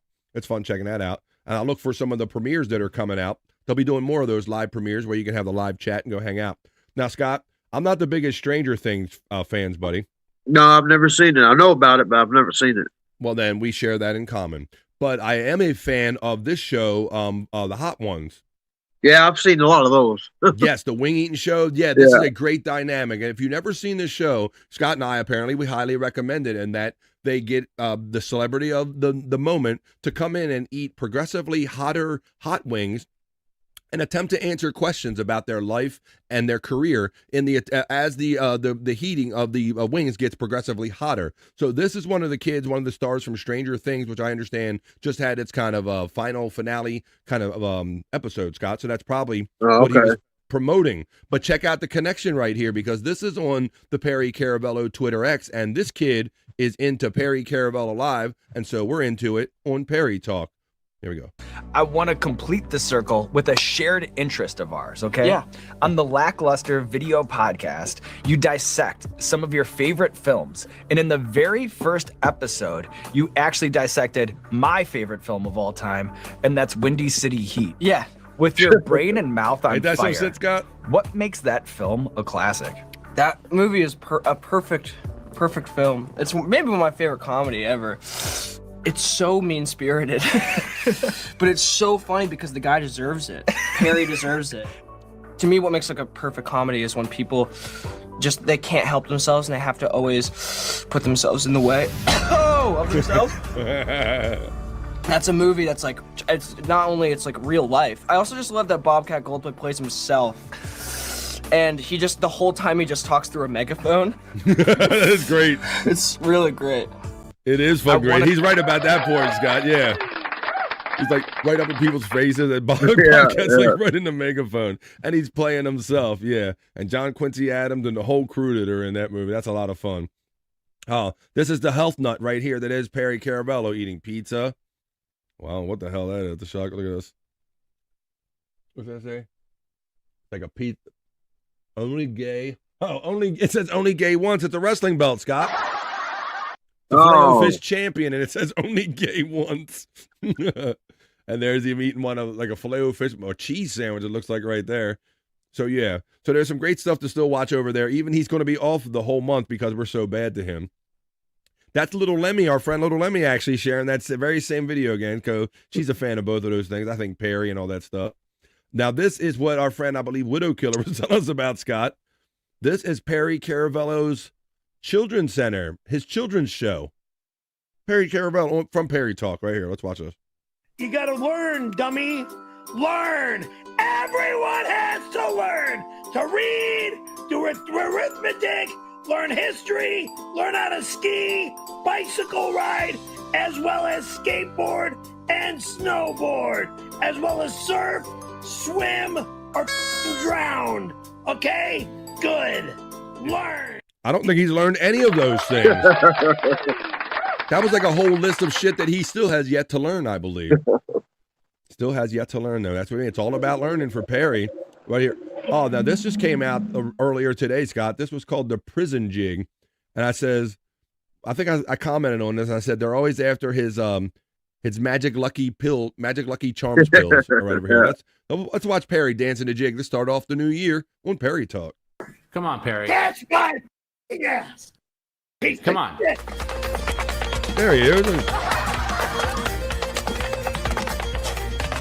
Wow, we still got Valentine's Day to look forward to. Prison! I'm in prison! He's in prison, Scott. The guy, this is all he has to do, guys. He's off for a month from doing this, and he calls it prison. Hey, I'm a bitch! You're almost there. You're almost there. I'm in prison, you asshole! You're almost there. Fire! Wrapping up. Come on. Strong. Fire! Strong. You got 30 seconds left. Let's go. Come on. If you go into it right now, I'll continue it. Otherwise, I got to start over. Come on. This is his prison, Mai.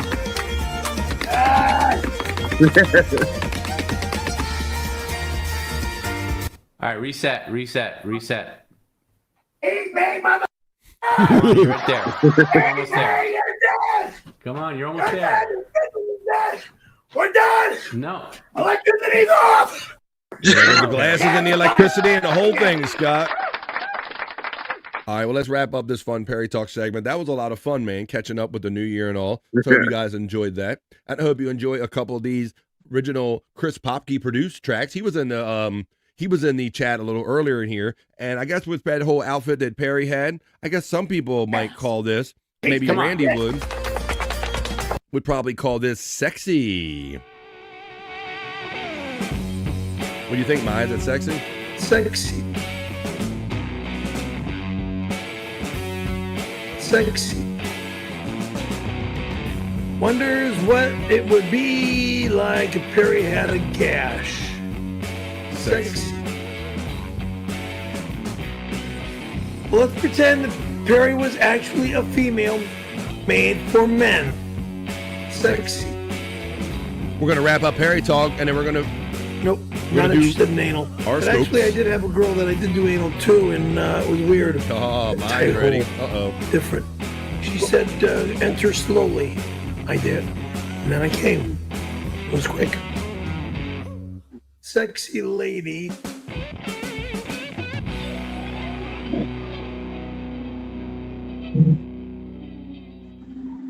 All right. Oh, my da. This is our trio. Me, Bob, and Perry. Good da da da. Da da.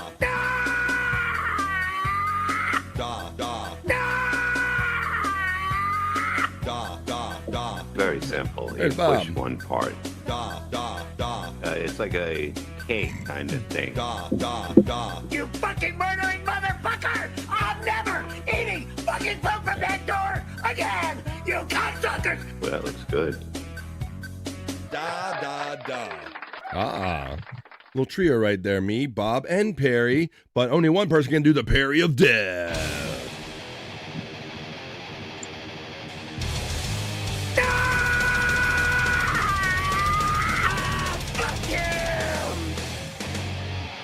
All right, everybody. And we all know the next time, Perry's going to be hanging out. He's a whole month just going to be hanging out at Perry's house. What's up? My house. He's not allowed in my house. No one's allowed in my house. Unless I allow them in my house. Then if I allow them here, they're allowed my house.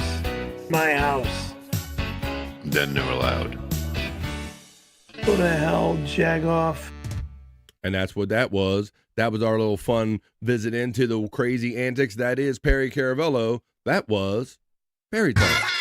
Talk. Perry Talk. Perry Talk. Talk. Perry Talk. Talk. Perry Talk. Perry Talk. Wow, he was crazy. I'm taking up that screen share. Well, there you go. Scott's got the fan point of view. And we are having fun hanging out here on this first Monday, first show, first anything for me on BF Live The Vibe, stream show 452. Welcome to 2026, folks, and welcome to the 20 awesome people that are still hanging out here for positive vibes. We got one more probably segment we can bring you in. We can see how much time we got left because it is Monday, right? It's the first day of the week. It's the first show of the year. It's the first day of a new year for us doing shows and all that stuff. So we have to see what the stars have in mind for us. Everybody on panel and you in the chat. I'm going to make my way over to my horoscope reading studio. I'm going to caress my crystal balls ever so gently as you throw your astrological signs into the chat, and I bring you for the first one of the year, the first one of the week all together. Let's get it going for 2026. This is the first one. This is the Monday New Year edition of Rock You Like a Horoscope. Rock you like a horoscope. Planning. Rock you like a horoscope.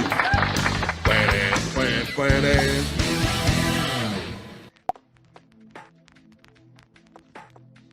Hi, here I am, and there you are, and here we are, me and Scott, and even Andrew. I'll bring him in for a second before I take him out, not allow him to step on. Rock you like a horoscope, Andrew. How you doing, buddy? Good. All right, good. All right, there you go. All right, well, why don't we go to the... I already set the mood, playing my porn/horoscope reading music. Now I'm going to go to said chat and look for the first astrological sign that comes my way. Thank you to Joints for always being complimentary and saying great show, BF Bro. Appreciate that positivity. Along with my Python boots that just sit there. I do treat them. Okay, he's talking about stuff in the chat about cleaning stuff and what they use. Hey, Jerry Lahane, he says, could you like, share, and eat them if you got them boogers? Oh, we got to get them boogs. Ah! Dun, dun, dun, dun, dun, dun, dun, dun. Ah! I eat them boogers for me. All right, thank you. Hey, them bones. No, them boogers, says our friend Jerry Lane. Them bugs. I feel so alone, gonna end up a big old pile of damn bugs. All right, Andrew. Well, how about this? We're going to go over to the lovely Mandy Diff, who checks in first with her astrological sign. She supports me with a membership. We call her Mandy Double Diff because she likes 2 all the time. So this is the first of 2 that Mandy gets every time we do this segment. Rock you like a horoscope. Yes, Andrew. So what is your least favorite Howard Stern character? You find the most annoying? I think when he tried to go too far being like a woman, I thought it just wasn't that funny. He's in a wig and a dress, and it just wasn't overly funny. But Andrew, let's stick with this segment, buddy. I'm going to go with Mandy Diff. She starts with Aries, the first of 2 for Mandy Diff. Aries, today is a better day to take actions with helpful outcomes. Above 0 stars, just bring better odds. Release high spirits and let creative self-expression be a catalyst, Aries. This could be a great week for you. Well, that is the first of 2 for my friend Mandy Diff, and it's for any and all Aries joining us today. Kicking off the new year and kicking off this segment, Mandy. With your Rock You Like a Horoscope. I'm going to read the second of 2 for Mandy Diff. It says Libra. Some people humorously call this labria, or something, words of that nature. You get it. We'll read it right now on Rock You Like a Horoscope. Hey, Libra, your primary focus of attention could be at home today, even if your body needs to be at work. Since your work sector is strong, you should be able to deliver a strong performance anyway, Libra. And just check on a friend. Well, Mandy Diff is here checking on all the chat family friends. It's the second of 2 for Mandy Diff. It's for all the Libras. It's your...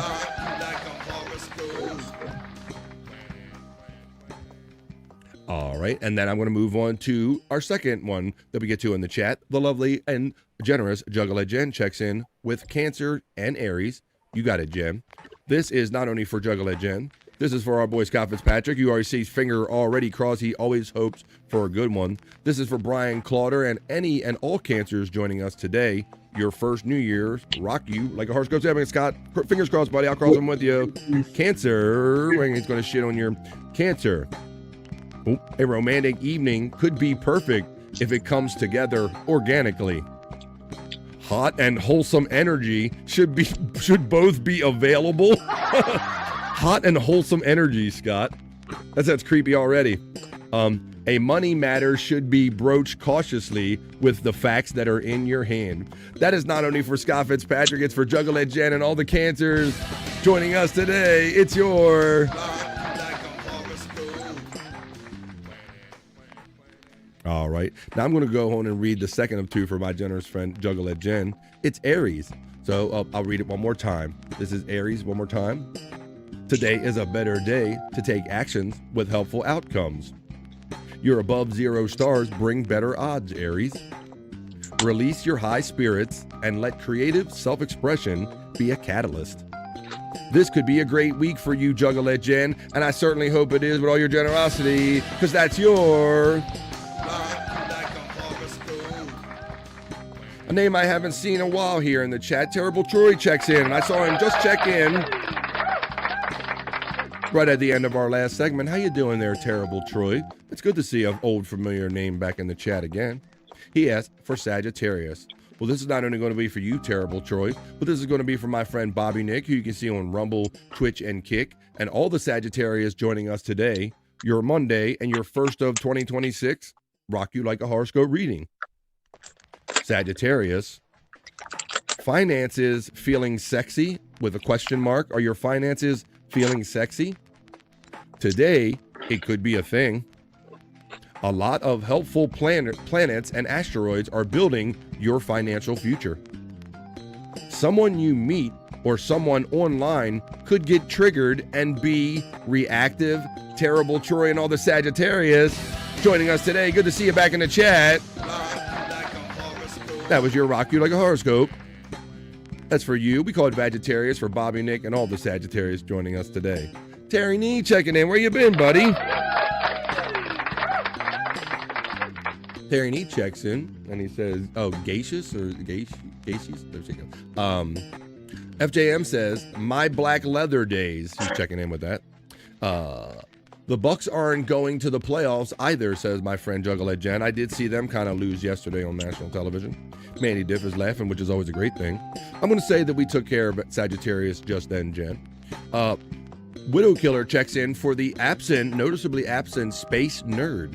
And she always asks for these two in particular, Leo and Virgo. So we will do them for her by way of Widow Killer. Here comes Leo, the first of the year for all the Leos out there. Leo, efforts which may have felt stymied may now be able to advance with satisfying results. Grace plus tangible hands-on help is quite a combination. Don't force an impact, Leo. Let yourself show up gently. It's the first of two for Widow Killer. They're really for the Space Nerd, but they're really for all the Leos joining us today. The first Leo reading of the year on BF Live the Vibe, Rock You Like the Horoscope segment. Now, I always enjoy reading the second of two for Space Nerd when she does submit them, because it's Virgo, and that is mine. So it's for me, damn it, and all the Virgos joining us today, my and our Virgo Rock You Like a Horoscope reading. Virgo, creators could catch fire today. There's a blast of artistic heat from the cosmic ovens of creation inbound for you. Do your art or your music or any creative hobby to express all that lives inside of you. Well, I try to live that every day, and I hope you do too. Whatever you do, Virgo, because that was your... Hell yeah, that spoke to me. And I hope it spoke to you guys too. FJM says, Terry, Iran, the tide has turned. Okay. Deliver. Ha! Nick TV says, we got your Sagittarius, buddy. Bobby Nick, check out. Apparently, we're getting to know about Nick TV today. Nick TV. And he did send me a message saying that is him. It is who you think he is. I am who you thought I was, or I am who you think you are. No. Terry Nee, brother from Two Joints, check it. Captain Nick gets acknowledged in the chat. Hey, Mandy Diff, right on back from Captain Nick. How about if we move on to Pisces? Well, why don't we do that? And let's bring our co-host and bro on. Andrew, tell us your sign. Pisces. Who else? My Matt and Annette and Matt. Okay, Andrew, that's for all of them. It's the Pisces, the first of the year. I think you got him. Rock You Like a Horoscope reading for Pisces. The friend zone could be pushing or pulling you. Strong attraction could surface now. It's driven by current stars only. Make your decisions based on long-term patterns, Pisces. Someone could ask for help in an over-the-top way.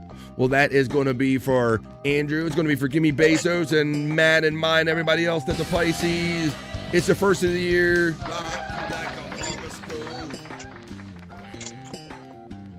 We got the Pisces for the lovely Mai. We just took care of that. Terrible Troy says, all is well, little bro. Hope 2026 is your best year yet. We appreciate you, Terrible Troy, for checking in, man. It's been a minute. Thank you, Bobby Fran, and you're very welcome, Juggalette Jen. Thank you. Heard it, BF. Thanks. We got you, buddy, Nick. Bobby Nick. I appreciate you, brother. FJM says, as soon as I'm feeling better, I'm going to try 6,000 milligrams right off the bat. Right up there, FJM says. He's talking about he's already dreaming of a future when he can kind of do what he likes to do. Well, we did Sagittarius/Vegetarius for our friend Bobby Nick and all of them. We did Pisces for all Andrew and all his friends. We even did Cancer for Scott and all those fellow Cancers. And I even got Virgo taken care of, folks. So that was the first one of the year. So you'll have to join us Wednesday, because on Mondays, Wednesdays, and Fridays is when we like to rock you like a horoscope. Rock you like a horoscope. planning. Rock you like a horoscope. Planning.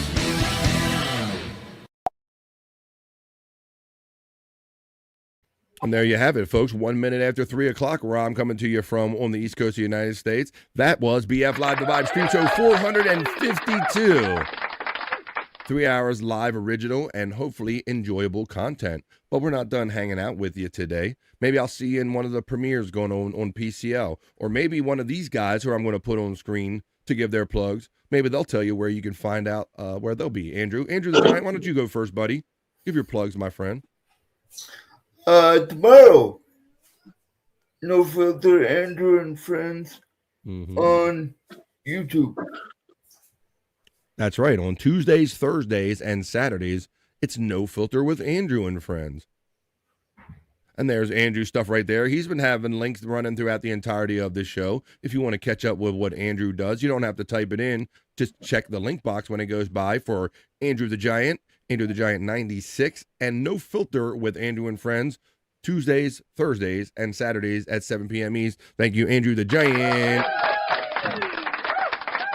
Now, Scott, we had a great time in your hole today, playing in and around your hole today. If you want to see long forms of that stuff, I'm going to turn it over to Scott right now. He's going to give you plugs. And Scott, don't be shy about bragging about some of the videos that have gotten like thousands and tens of thousands of hits on them, buddy. Tell everybody your plugs. Go ahead, tell them. Well, in addition to what Andrew said about No Filter, tonight will be the Lunatic Lounge, I believe, on Bobby Nick's channel. And I'm curious to see Bobby Nick got a new channel going on here on YouTube. I'm curious, or whoever that Nick was. Yeah, well, I've had it confirmed, so I assume he would want me to say it out loud. Yes, that is. He is who you think he is. But unless or until something else pops off on YouTube, you can catch Bobby Nick. I caught him last night doing his thing, Scott, on Rumble at the Bobby Nick Show, and all the other stuff that you don't really feel like typing, it's running in the Bobby Nick link box right there. But you can see he's on Rumble. He's also on Twitch, and he's also doing well on Kick over there. So please support our friend Bobby Nick with everything he does. He'll be doing his regular In the Lounge show on Wednesday, so we have that to look forward to coming up this week. But you say he's doing like a members only show, Scott, or what is he? I don't know if it's about. I don't think it's members only, but it's just our regular Monday show, I believe.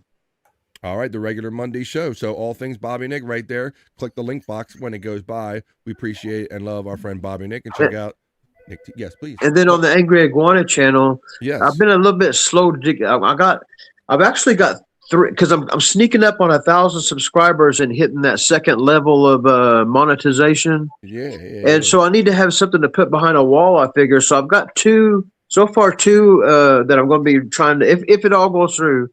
I need like 70 more subscribers to hit 1,000.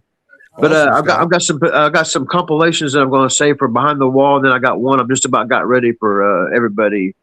I'm starting to trying to put together something over there. See, you think when you see what do Scott's whole segment that Scott's just playing around and everything, but Scott is getting tens of thousands of hits over there on the Angry Iguana 112 channel with some of these long form stuff and some of these great shorts that he makes up. So please support everything that Scott does over there on the Angry Iguana 112 channel. And some of his older stuff always exists right there on Prop Master 69. As far as me, folks, I'm just going to wind up this episode by thanking you all for let's start off another year of having fun. This has been Takeoff 2026. I say that we're off to a pretty good smooth start right here on the first episode of the new year of BF Live The Vibe. Thank you for all the supportive memberships, Juggalette Jen, and super chats, and the content and just the enthusiasm in the chat. I hope you join me here every day, Monday through Friday, 12 p.m. to at least 3 o'clock East, because this is what I love to do with my bros. So for my friend Bobby Nick, who we're going to try to get him back in the mix as soon as we can, for my friend Andrew the Giant, for Scott Fitzpatrick, and all the chat family. Andrew, tell everybody who we're going to see real soon what we say around here. Bye for now. That's right. We don't say bye. We say bye for now because we're going to see you in one of these fun show chats really soon. So bye for now. Peace and love. That's see you enough next time we internet see you for me today. On the Vibe, folks. I Tomorrow, am going to wash myself 12 p.m. East. Bye. with holy water Thank to you. get rid of all the stupidity I saw today.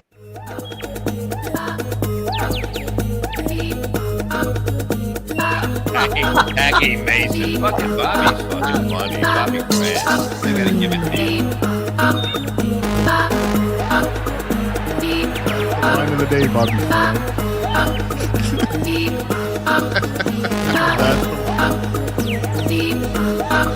Super creative, super original. There's a show called The Vibe.